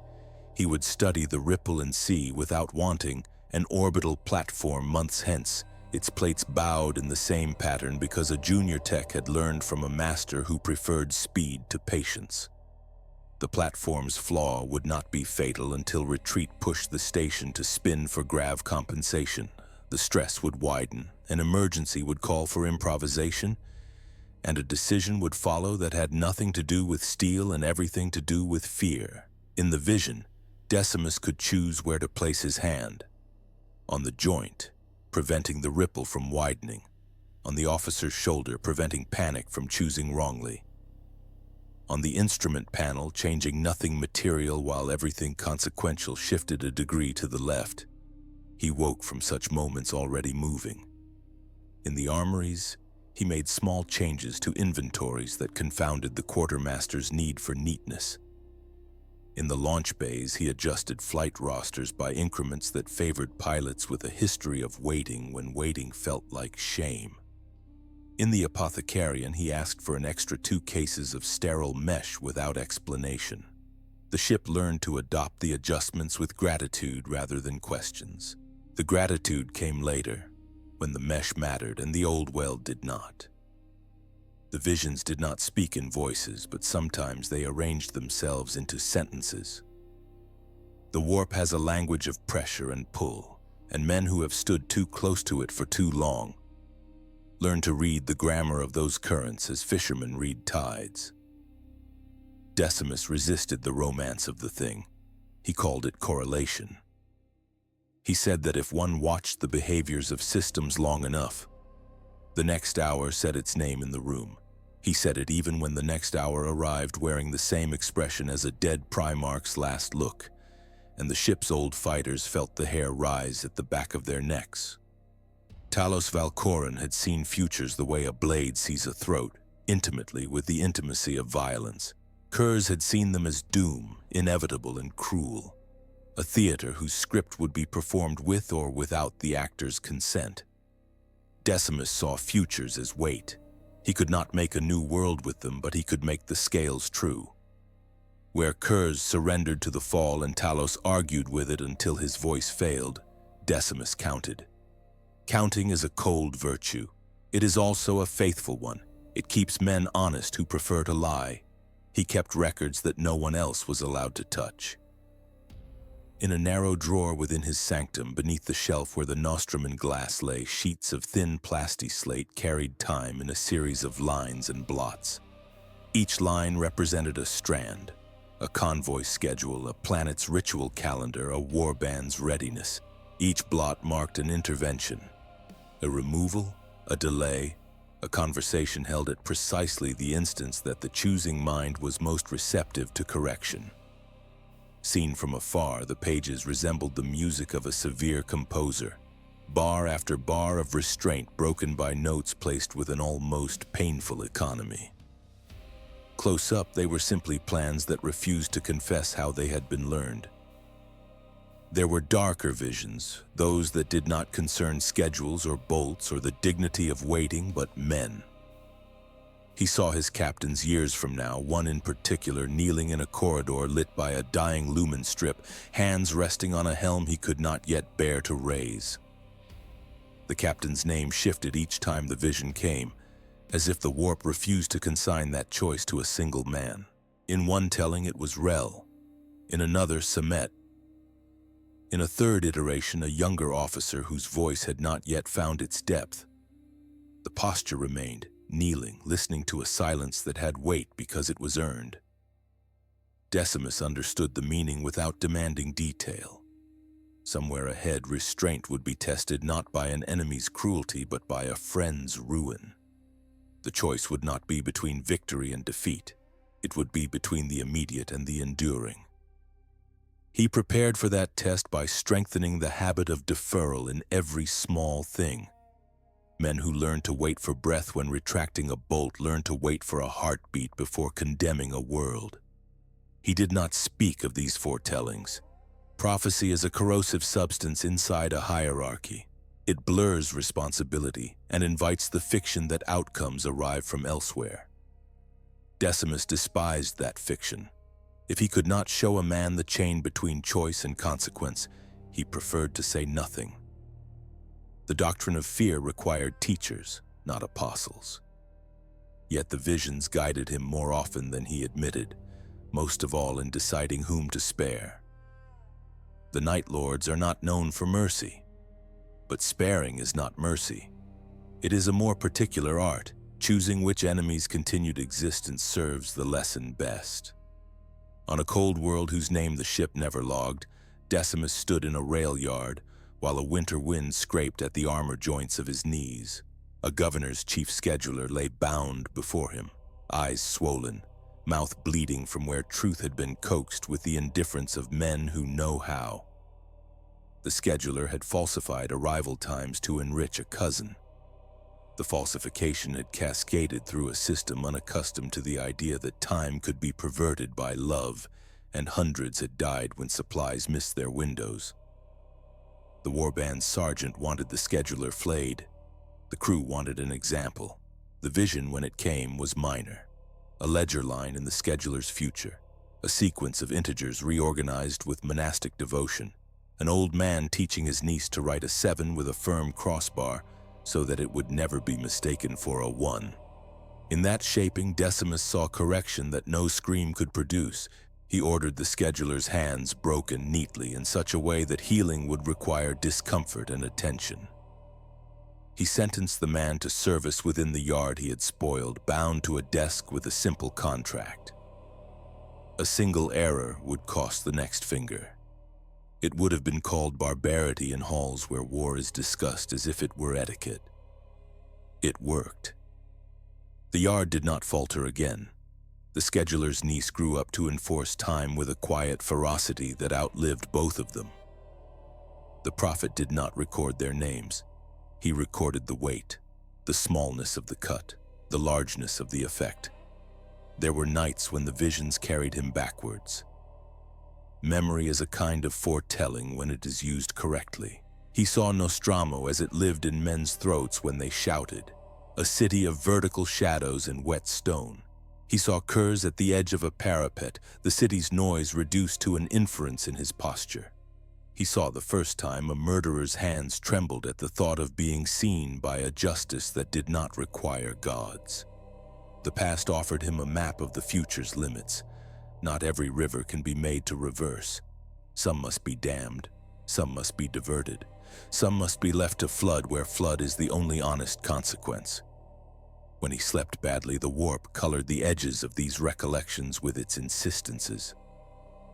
The gods do not enjoy being excluded.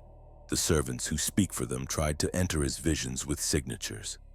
The reek of decay sweetened to resemble repentance, the metallic hunger of slaughter dressed as clarity, the whisper of change phrased as mercy, the theatricality of dominion offered as order. Decimus recognized each script and denied each with the same gesture, a closed hand that did not reach. He was not indifferent to power. He simply refused to pay for it with the coin demanded. The ship altered its own behavior to accommodate the prophet's knights. The engines softened their cyclical crescendos.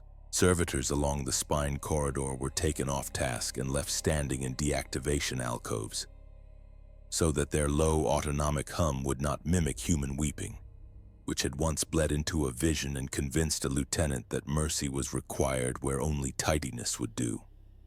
The crew took pride in these accommodations. It is not often that a vessel becomes a monastery. In the Echo, the distinction blurred. Sacristies have candles. The ship had gauges and chalk, but the reverence was similar. He shared portions of what he learned in the only form he trusted, as instructions phrased like habits. Aboard the Throne of Shards, he required that pilots recite aloud the sequence of coordinates during rehearsals, to learn what it felt like to hear a mistake. On the mournful edge, he restructured watch rotations so that no man would take the same post at the same hour twice in a row, inoculating the crew against patterns that lull. On a smaller escort, he added a trivial delay, a count of 3, between the trigger and the launch of a boarding clamp.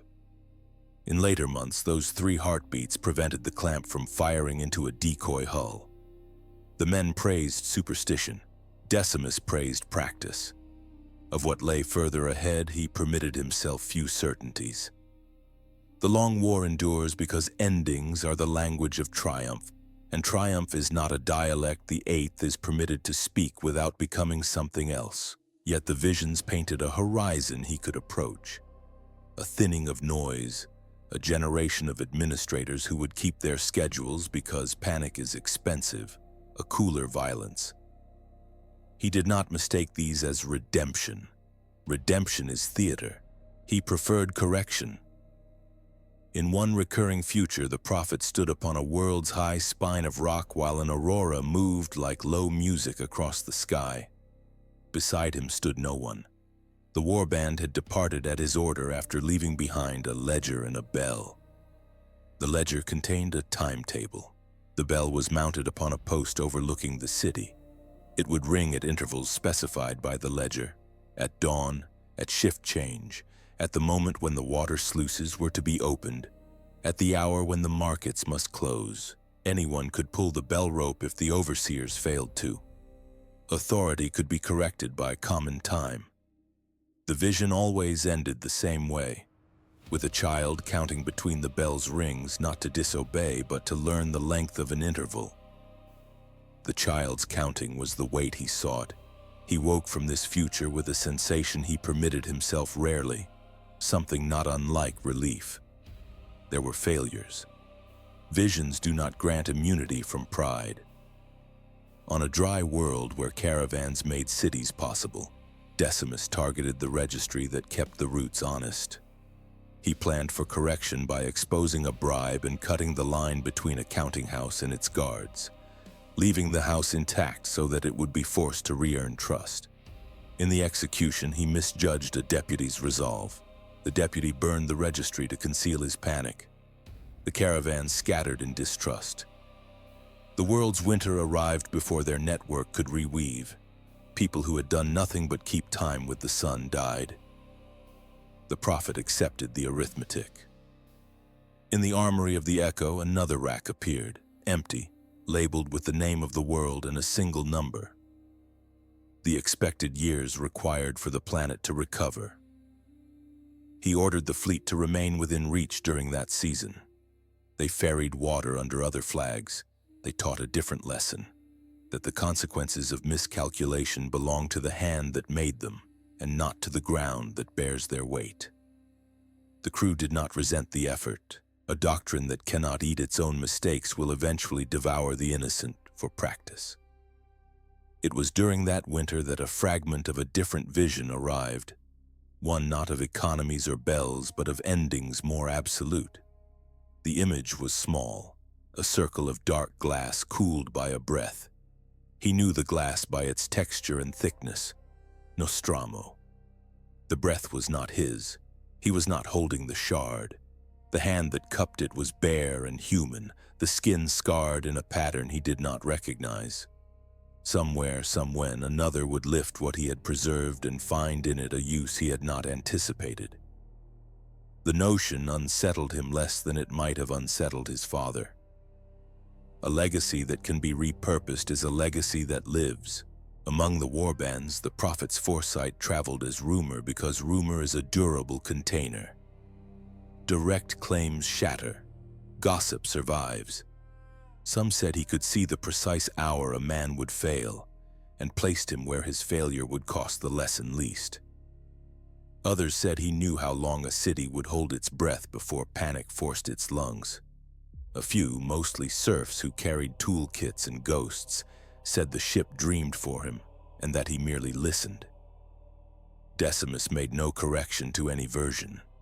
To intervene is to insist on authorship, and authorship invites worship. He was uninterested in both.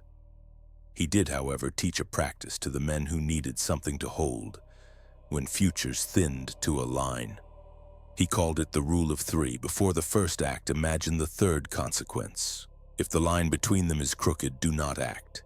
If the line between them is straight but petty, do not act. Only when the third consequence instructs the one who will live after the second should the act be permitted. It was a device to imprison impatience. It worked more often than it failed. On the rare occasion when he allowed himself company within the sanctum, he chose those who did not enjoy the privilege. One night, though on ships night is agreement rather than fact, he summoned Semet and Rel to the small room and placed the nostrum and shard on the shelf between them. "What do you see?" he asked. Semet, who refined convoy raids until they resembled etiquette, said, "A tool that cuts clean." Rel, who had learned to unlearn trophies, said nothing at first. He looked until the glass lost depth and became only opacity. "A shape that refuses light," he said eventually. Decimus returned the shard to its place. "Both are true," he said. It was as close to a benediction as he would permit. The visions thinned in the years that followed, not because the warp relented, but because the habit of the ships had grown so strong that fewer nudges were required. Culture is a vision made plain. The captains moved along the lines Decimus had drawn until their own lines became invisible rails. There is pride in such success if a man wishes to claim it. The prophet did not. He watched for the first inevitable drift, the small arrogance that follows competency the way night follows dusk. He adjusted. He waited. Waiting is the shape of wisdom when wisdom refuses a stage. At the far edge of a region the Imperium had labeled unmanageable and then forgotten, an old astropath dreamed of a bell. He woke and wrote nothing because words had never kept him safe. He tuned his choir a fraction of a tone and sent a message that carried across the warp with unusual cleanliness. A schedule, unsigned. Somewhere else a governor tested a prison's locks and found them satisfactory. Then ordered the gates open for a day so that the people could witness the mechanics of their own compliance. Further away, an inquisitor tore a report from a subordinate's hands when it used the word balance without apology. But later, alone, read the report twice and folded it along its center seam before consigning it to flame. Such were the futures Decimus preferred, a series of small adjustments not worthy of a proclamation. The prophet's vision was never a banner held aloft against the light. It was a ledger kept in the dark with neat handwriting, where each line carried the quiet claim that men may be taught by fear without becoming only its pupils. His enemies called that hubris. His followers called it patience. He called it work. In the ship's spine corridor, the old weld remained. It held. The seam's ripple tempted no urge to grind it flat. A reminder is a better teacher than an erasure. The corridor's stenciled instructions weathered down another layer, but not to nothing. In the half-light, the letters were almost a whisper. Ahead, more seasons waited, the kind that fray doctrine if doctrine is not watched like a brazier in a high wind. The prophet's visions would grow fewer or stranger, and others would have to read the room in his stead. Perhaps they would fail. Perhaps they would improve upon the lesson. The shard of glass would cool 100 more times beneath breaths not his. The bell would ring at hours that made sense to men he would never meet. Schedules would be kept, or not, and the scale would tilt, and hands, different hands, would correct it until muscle remembered what mind sometimes forgets. Decimus did not imagine his end. Endings are a vanity, the urge to wrap a life in a sentence neat enough to be spoken at a distance. He preferred the thought that he would diminish into the doctrine, his name falling out of use as the work learned to survive without the man who named it. If prophecy must be fulfilled, let it be fulfilled unnoticed. If a vision must be honored, let it be honored by habit. So the prophet's vision endured not as light or as law, but as a habit strong enough to resist the convenience of noise. In that endurance, the Eighth found again the narrow dignity that once defined them. Not the savagery the galaxy attributes, not the theater they themselves too often sought, but the measured hand, the quiet cut, the correction that leaves a world standing and more afraid of its own capacity for failure than of any fleet's return. In the dark that the ship preferred, the hum deepened by a degree. The chalk on the railing was wiped away and replaced. A schedule aligned. A boy somewhere counted to 3 and then to 4 and learned why the difference mattered. The ledger received another line in ink that dried to the color of midnight. And the road ahead, whatever else it was, remained a straight enough line to walk without conversation. There are symbols that declare allegiance, and those that declare memory.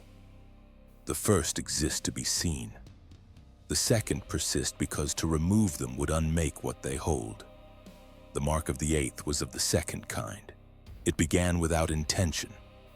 A curve of lightning cut into a shoulder plate, a balance scale traced in soot on a weapon's casing, a tally scratched by a gauntlet's edge into the bulkhead beside a sleeping berth. None of these were designed as creed. They were records. One act, one consequence, one proof that the doctrine had been followed and the lesson carried through. But repetition makes architecture.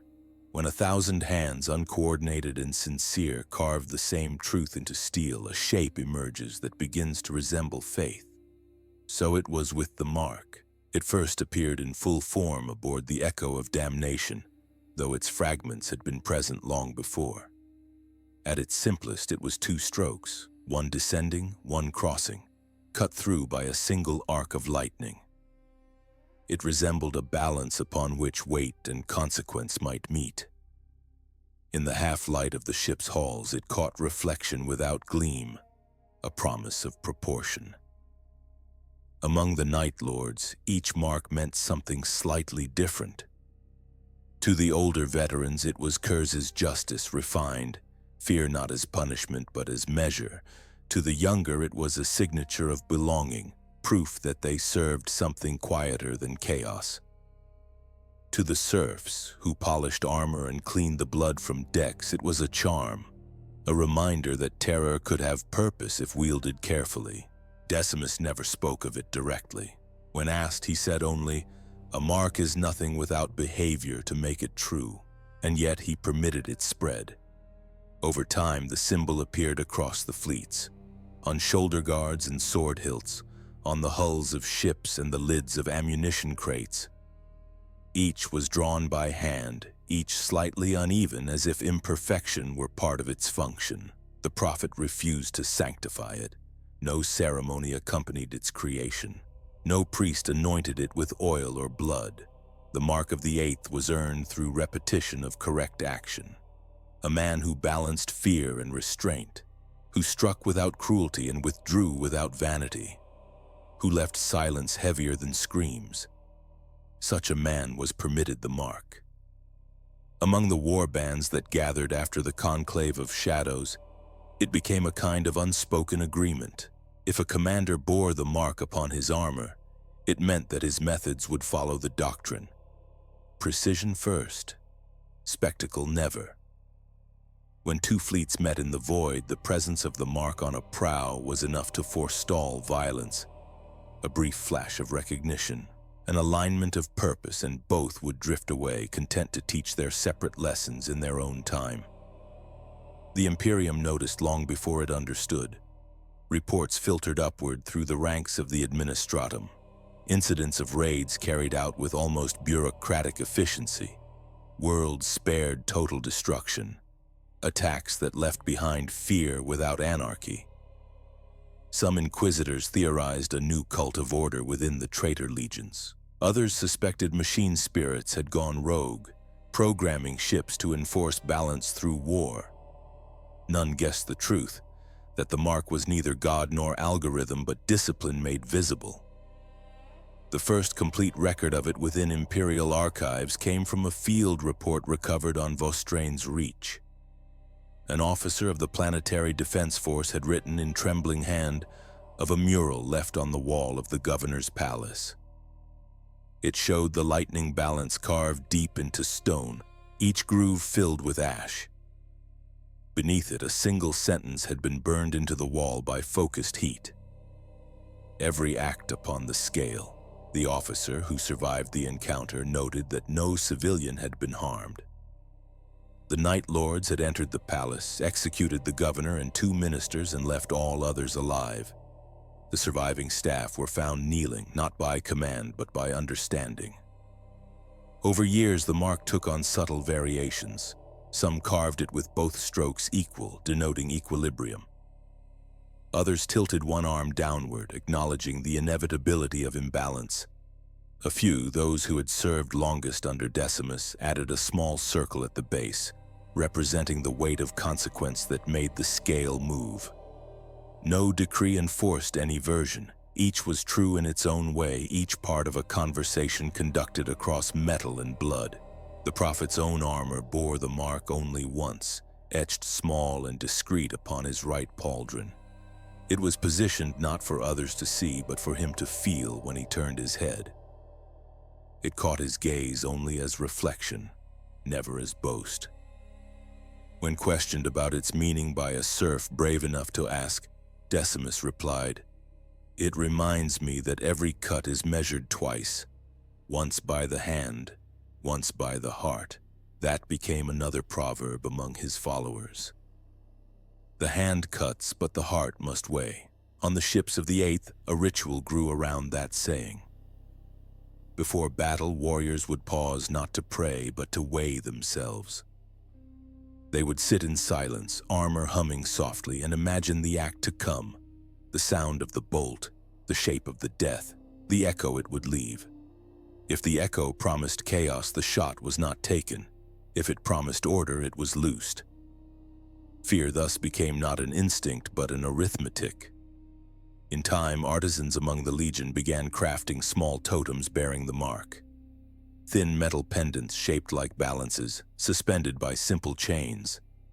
These were not worn for vanity. They served as reminders in moments of doubt, tactile proof of the doctrine. A warrior who lost his way would sometimes place his pendant in the prophet's hand, confessing that he no longer understood the measure. Decimus would hold it, turn it once between his fingers, and return it without word. Those who received it back wore it again with understanding. Those who did not were reassigned to silence, tasks aboard the ship that required labor but not judgment. Thus the mark became not only symbol but sentence. To bear it was to claim the burden of balance. To lose it was to admit unworthiness. No punishment followed, only the quiet removal from choice. The doctrine required such precision. Without it, fear degraded into cruelty, and cruelty into chaos. The mark was the line that prevented collapse. Even the dead bore it, dead. When a warrior fell, his brothers carved the symbol onto his sarcophagus or helmet before consigning him to the void. No epitaphs, no boasts, no names, only the mark.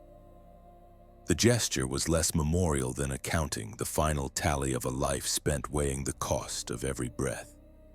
Among the mortal ranks, the mark found humbler expression. Serfs etched it into tools, hiding it beneath handles and beneath panels. Children born aboard the fleets were taught to trace it with fingers before learning to write their names. In the darkness between decks, it served as both comfort and warning. Fear was not to be fled from, but to be held, considered, and released when its weight was understood. On distant worlds, the mark appeared long after the Night Lords had departed. It was found carved into courthouse walls, into the lintels of prisons, even into the sides of bells. Often the locals did not know its origin. They called it the scales of night or the measure of dread. To some, it symbolized justice. To others, the memory of terror survived. In every case, it did what Decimus intended. It kept balance alive.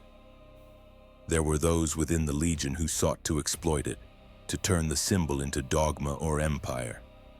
A warlord named Helkar once declared himself bearer of the mark and tried to rally the scattered warbands beneath his command. He painted fleets with the sigil, replacing precision with propaganda. For a time, his voice carried across the void, and then one night, his flagship was found adrift, its crew alive but voiceless, its hull wiped clean of symbols. No one knew how Decimus had reached him, or if he had reached him at all. But after that, no one claimed to speak for the mark again. In imperial record, the mark of the VIII remains an unsolved riddle. Scholars argue whether it signifies devotion to a forgotten saint, a heretical balance cult, or an aesthetic movement born of Nostraman despair. Each theory fails for the same reason. None account for the silence that follows its appearance. No sermons accompany it, no manifestos explain it. Only quiet correction. And silence, unlike speech, leaves no contradiction. Within the ships of the prophet, the mark endured as both creed and discipline. When Decimus addressed his captains for what would be the last time recorded, he did not speak of battles won or wars ahead. He spoke of the mark. "The mark is not us," he said. "It is what remains when we are gone. If fear is the blade, then the mark is its sheath. It reminds the weapon not to sing without reason." He paused, gloved hand resting lightly on his shoulder where the symbol lay. The Emperor taught mankind to look upward. Curze taught it to look inward. We teach it to look behind. The captains listened, and none dared ask what he meant. Perhaps he meant memory, that the mark was the echo of all the acts the VIII had committed, whispering caution to those who followed. Perhaps he meant the lesson itself, that fear's true gift was retrospection. Or perhaps he meant nothing at all, and the words were only a measure of distance between a man and his purpose. After that night, the prophet withdrew again, and his presence became myth. But the mark remained, more constant than any banner or vow. Centuries later, when the VIII had fractured beyond recognition, fragments of fleets still carried it. A lone raider near the maelstrom, its hull patched with centuries of decay, still bore the balance sigil beneath layers of grime. On its bridge, an officer wiped the dust from it each day without knowing why. He claimed it brought calm to the crew. He claimed it reminded them not to kill more than was required. And far away on a world that had forgotten the Night Lord's name but not their lesson, a judge carved the same symbol into the wood of her bench. When asked what it meant, she said, "It is the mark that keeps me from becoming what I condemn." The mark had become what Decimus intended all along, a measure, not a monument. A scar that reminded the galaxy of balance, an image of fear at peace. There are silences that linger longer than music, and among the Night Lords, silence became their only anthem. When the prophet withdrew from the eyes of his captains, he left behind no proclamation, no successor, no monument. only a pattern that continued to move even when its maker no longer did. For a time, the echo of damnation still drifted at the center of the fleets, its hull dark and patient, its engines low and steady like a heart that refuses to die. It sent no orders, only silence, yet that silence was understood. Captains who had fought under Decimus still aligned their courses to the old trajectories, still paused before engagements to weigh the cost, still painted the mark of the VIII upon their armor before every campaign. The prophet's hand was no longer visible, but his rhythm endured. The years stretched, uncounted, unmeasured by the calendars of any empire. The Imperium's wars rolled and receded like tides, and the galaxy forgot how many seasons of death it had weathered. The long war continued, but not everywhere at once. In some sectors, the fighting faded into ghost stories. In others, the stars burned brighter with new crusades. Amid those fluctuations, the Night Lords persisted. Not as an army, not even as a legion, but as a constellation of memories connected by the gravity of an idea. They became the shadows between stars. In void space, there are regions so vast and so cold that sound cannot travel, and even light loses its meaning. The VIII preferred such places. Their ships haunted the edges of void storms where the static hum of the warp drowned all augury. When Imperial patrols passed, they saw nothing. Sometimes a flicker on auspex, sometimes a whisper of interference, never the shape that made it. To most, this was the end of the Night Lords. To those who had served under Decimus, it was a new beginning. The prophet's final lesson had been silence, and silence is not absence, it is containment. VIII, the old captain who had spoken at the Conclave of Shadows, became one of the few to continue his master's path openly. His ship, the Dirge Ascendant, carried the Doctrine as scripture, though no one aboard called it that. He recorded Decimus's words in fragments. Every act upon the scale served the lesson. The gods are noise. He never added commentary. He never claimed authorship. To the crew, his authority rested not in what he said, but in what he withheld. Under VIII's command, the Dirge waged quiet wars. Where pirates preyed too eagerly, he left warnings. Ships returned intact but stripped of weapons. Where planetary governors taxed until rebellion festered, he culled only those who could not balance power with mercy. He did not destroy, he corrected. Worlds touched by his hand spoke of judgment that came without warning and departed without word. To them, the VIII were not monsters but omens. Other warbands, less disciplined, watched and imitated, though imitation without comprehension is a fragile art. Some succeeded. Others fell into old patterns of excess, mistaking restraint for weakness. When they did, the echo of damnation would appear again. No transmission preceded its arrival. No voice announced its return. Only the quiet hum of its engines, the faint pulse that seemed to echo the heartbeat of the void itself. Ships that had strayed too far from the Doctrine often found themselves adrift after its passing. Weapons unpowered, crews asleep or gone, the prophet was never seen aboard. Whether Decimus lived or whether the ship itself had become his ghost, none could say. The surviving warbands learned to listen for that hum. They called it the recall. There were stories told among the mortal serfs who tended the vessels that followed the prophet's path. They spoke of the echo as a living relic, its machine spirit bound to something older than code. When storms rolled through the warp, they said the ship whispered back, not in machine tongue but in human cadence, as though repeating the words of its absent master. Measure, cut, weigh. Leave the silence heavier than sound. It was not worship. It was remembrance. The doctrine of fear had become inheritance, passed from mind to mind, from hand to hand. In some fleets, it took the form of rituals, quiet moments before combat, in which warriors placed their palms upon their helm's brow and whispered the rule of three. In others, it became a way of governance, a discipline imposed upon the restless and the cruel. Even the mortal auxiliaries kept to the balance, regulating punishment and reward with mathematical precision. Fear remained their instrument, but it was now a tempered blade. The Night Lords under Decimus's influence no longer sought to revel in suffering. They sought to refine it, to make it instructional, to let terror breed understanding. The galaxy, of course, could not tell the difference. To those who suffered, all fear is one color. The Imperium's chronicles began to lose track of them entirely. Where once entire sectors would cry out beneath the Eighth's claws, now their records listed only anomalies. Transport delays, slight increases in obedience, decreases in rebellion. A world might awaken to find its most corrupt officials gone, replaced not by zealots but by men too frightened to err. An investigation might reveal nothing but the trace of a sigil, 2 lines and a lightning arc, burned faintly into a control panel or the side of a bell. And then, nothing. Scholars debated the meaning.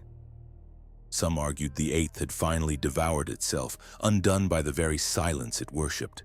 Others claimed they had transcended mortality entirely, existing as a presence, a gravitational pull of dread that required no bodies, no ships, no fleet. The truth was simpler. They had learned to live in the intervals between history's sentences. Varric died without ceremony.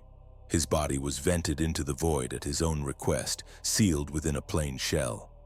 Before he went, he dictated a final entry for the Dirge Ascendance log. The prophet has gone where the lesson leads.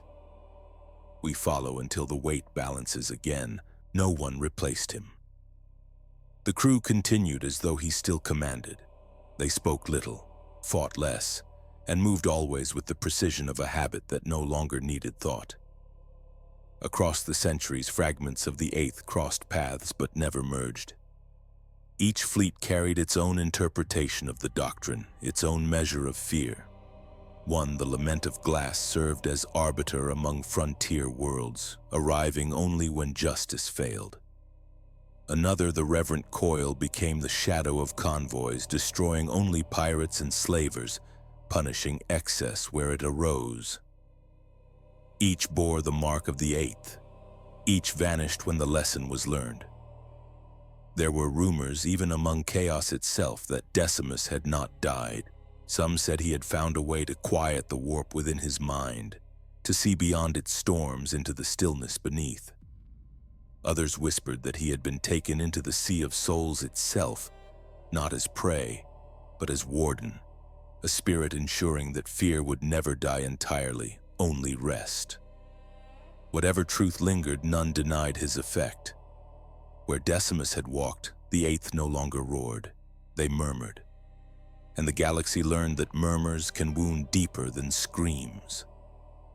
In the wake of that transformation, the Night Lord's name changed in the tongues of men. No longer monsters, no longer prophets, they became the quiet ones, the keepers of dread, the shadowed balance. In places untouched by war, children were told to behave, or the quiet ones would come not to kill, but to watch. And in that watching lay all the fear a heart could bear. The prophet's shadow stretched across centuries, faint but unbroken. His doctrine survived without his voice because it had never depended on speech. It lived in the weight of decisions made under the watch of memory. One might imagine him still aboard the Echo, walking the same narrow corridor lined with old welds, tracing his gloved hand along the metal as the hum of engines answered him. Perhaps he looked upon the stars as a craftsman inspects his work, searching not for perfection but for balance. Perhaps he spoke into the silence, his words drifting unrecorded. Fear is the oldest language. Silence is its punctuation. Between them the galaxy endures. The echo of damnation passed beyond known space, its signature fading into the static of time. Those who searched for it found nothing. Those who forgot it still lived by its lessons. The Night Lords had become legend again, not through terror but through equilibrium. The prophet's shadow remained between the stars, unseen yet shaping, a darkness that taught the light where to fall. And thus, the Eighth endured, not as legion, not as army, but as silence perfected. There are endings that present themselves as doors, and endings that are revealed to be thresholds already crossed. For the Night Lords, and for the figure who taught them to weigh fear instead of drinking it, the conclusion of a story was never an event. It was a temperature settling. The light thinned. The hum of engines leaned into a softer register.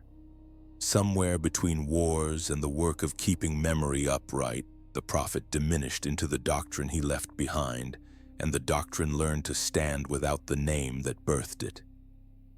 The galaxy continued its old arguments.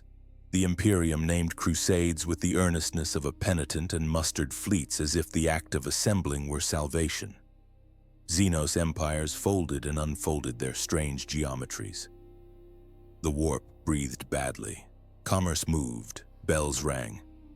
Across these motions, the Eighth spread like the weight of nightfall, arriving not as a blow, but as the acceptance that day is finished and what remains will teach without needing to speak. On some charts, the Night Lords disappeared altogether.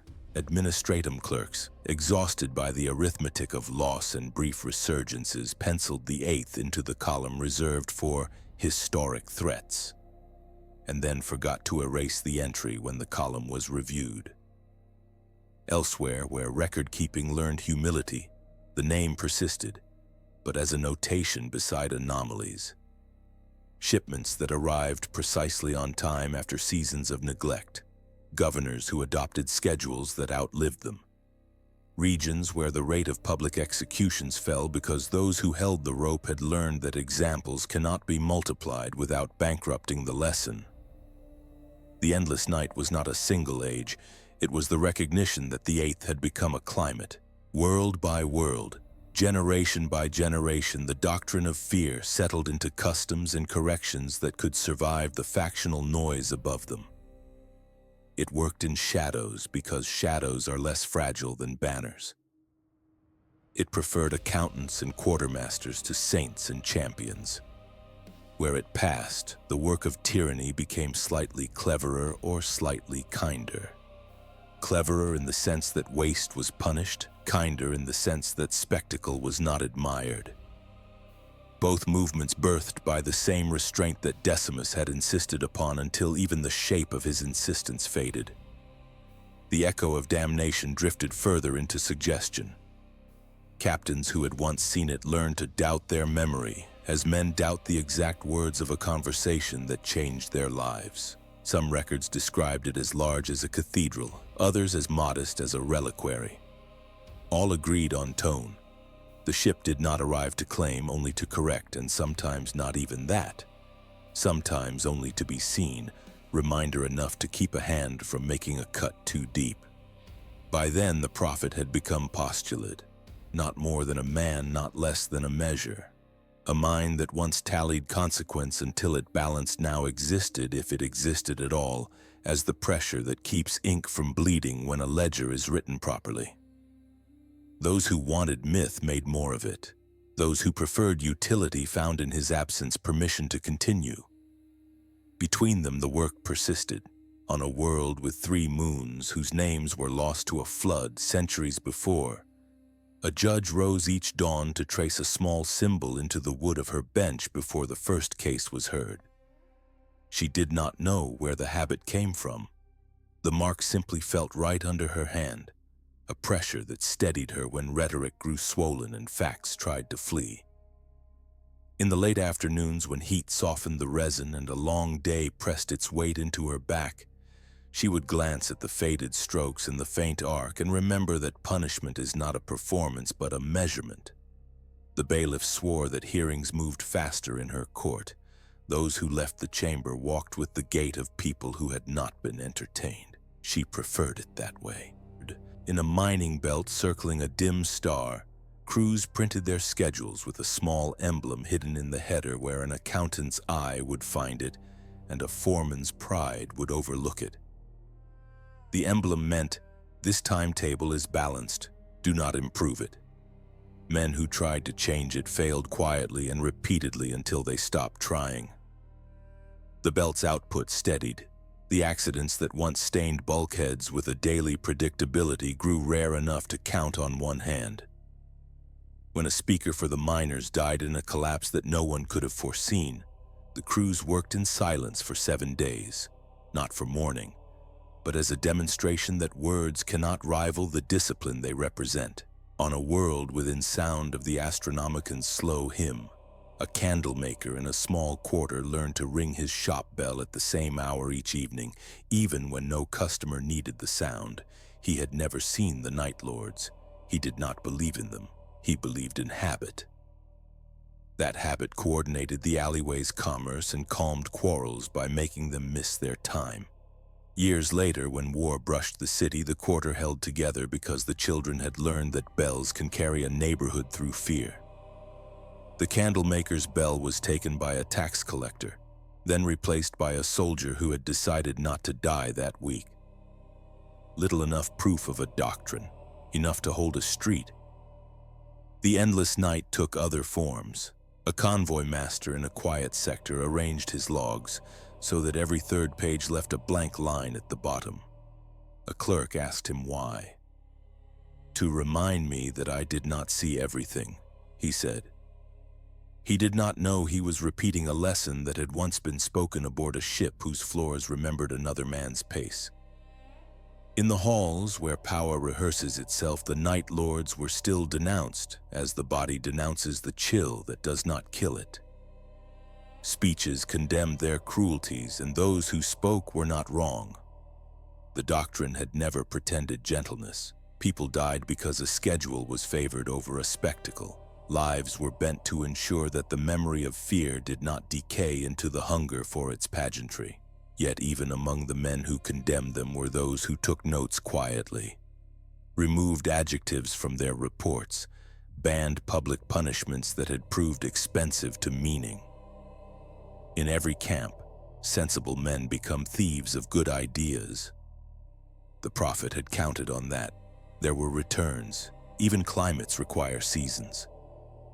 In one such cycle, a cluster of worlds forgot the balance that had kept them from burning.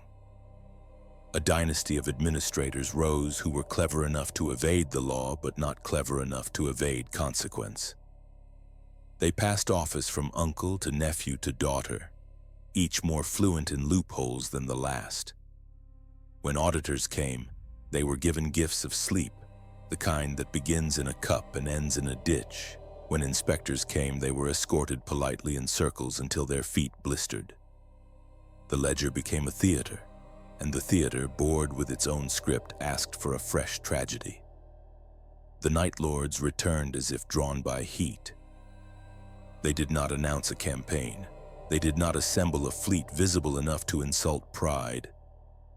One world woke to empty prisons. Another woke to courts in which every judge had resigned during the night, resigned in writing with signatures checked and verified. A third woke to quiet bells at hours that made nonsense of old timetables. Within a week, the dynasty's accountant disappeared, not killed, just removed from the arithmetic. Within a month, the dynasty itself signed an agreement to disband, with no one pointing a weapon at their heads because dread aimed better than any barrel. Officials took other appointments in remote stations and performed them well out of a fear they would never confess. Those who sought revenge found nothing to strike but their own desire to be seen doing it. The Night Lords left behind neatness and a rumor that someone had measured the rooms while everyone slept. So the endless night taught, and men learned. Sometimes the lesson produced obedience. Sometimes it produced relief. Sometimes it produced the weariness that follows the realization that righteousness cannot always afford to look righteous. In all cases, the lesson endured because it asked less than the slogans demanded and delivered more than the slogans could. What of the prophet in such a world? A name that thinned into method. A silhouette that finally matched the shadow it cast. There were those who still sought him as men seek a spring after reading a map that marks water with a blue line. A cabal of zealots from a rival legion hired trackers who specialized in finding ships that did not wish to be found. They triangulated whispers until the lines crossed over a region without lanes, then lit lures in the warp to pull their quarry right or left as needed. The lures failed. They failed because the Doctrine had birthed ships that could ignore being called by noise. The trackers wrote a book explaining their failure, and the book circulated among savants who admired precision. No one remembered the cabal's names. On another day that was also a decade, a young captain of a human frigate on its first escort assignment stood in a wardroom painted the gray of seriousness and confessed to an older mentor that he woke at intervals with the sensation that someone was measuring him. The mentor laughed and said, "Every man with a conscience feels weighed before his first mistake." The young captain did not laugh. He adjusted his convoy's departure by a fraction. He did not know why. A week later, a threat that had meant to greet him at the expected hour found only emptiness. The captain attributed the escape to luck. Luck, in that sector, had a habit of wearing discipline's shoes. Of endings, still little to say. A people who learn to distrust applause will not permit their dead to be made into songs. If there was a last hour for Decimus upon a ship whose floor knew his stride, it likely resembled any other hour. A corridor passed through without remark, an engine heard keeping its promises. A schedule wept over and then accepted. A shard of glass returned to its shelf cool enough to hold. Perhaps a sentence unfinished on a slate that someone wiped and rewrote because the slate was needed for work. Perhaps a breath taken and released in the conviction that whether the breath continued mattered less than the habit that taught others to breathe at the right time. If there was a grave, it would not have been marked. If there was a reliquary, it would not have been opened. The prophet's preferred monument was the friction that disappears when two parts finally fit. The fleet had many such monuments, and the worlds that survived their visits had more. The endless night was not a legacy in the grand style. It did not demand poets. It demanded quartermasters who ruined fewer mornings. It demanded judges who understood that mercy without memory is a kind of vandalism. It demanded captains who deleted transmissions that sounded like promises and followed those that sounded like plans. It demanded silence where rhetoric offered itself as a favor. Each of these demands cost less than a war and returned more than a victory. The VIII in that age were spoken of in two ways. In fear, because fear is honest, and in gratitude, carefully, because gratitude attracts thieves. A father looked at his son and taught him to arrive early because the men who come on time are less likely to bleed. A governor told his council that she would step down after 2 terms even though she could hold office longer, because the Doctrine had taught her the difference between tenure and abuse. A prisoner told a jailer that the cell could remain open if the schedule held, because staying put when you could flee is the heavier lesson. None of these people would have thanked the Night Lords to their faces. None needed to. The thanks was contained within the correction. There were dissenters who asked what kind of peace depends on dread, what kind of order trusts a knife to teach. They were not wrong. Fear dries the mouth and leans men toward obedience that sometimes deserves to be refused. The Doctrine accepted this criticism and answered the only way it could, with proportion. If the cut was too deep, the cutters paid. If the silence bred cowardice rather than reflection, the silence was broken. No system rescues itself from every error. The prophet had prepared for that by insisting that error be memorialized, not as shame, but as instruction. The armory still carried empty racks labeled with numbers no one wanted to see. The deck seam still bore chalk where the blast that should not have been necessary had bitten once. The bells rang at hours set by men too sober to like bells. The night remained endless because the work of balance is endless. In a monastery that had once been a fortress, an old scribe copied a paragraph from an older book into a newer one. pausing to sharpen his stylus until the line came clean. The paragraph said nothing about Decimus and everything about him. It read, "The law of consequence is not a god, it is a mirror. Those who hold it before others must learn how much of their own face to ignore."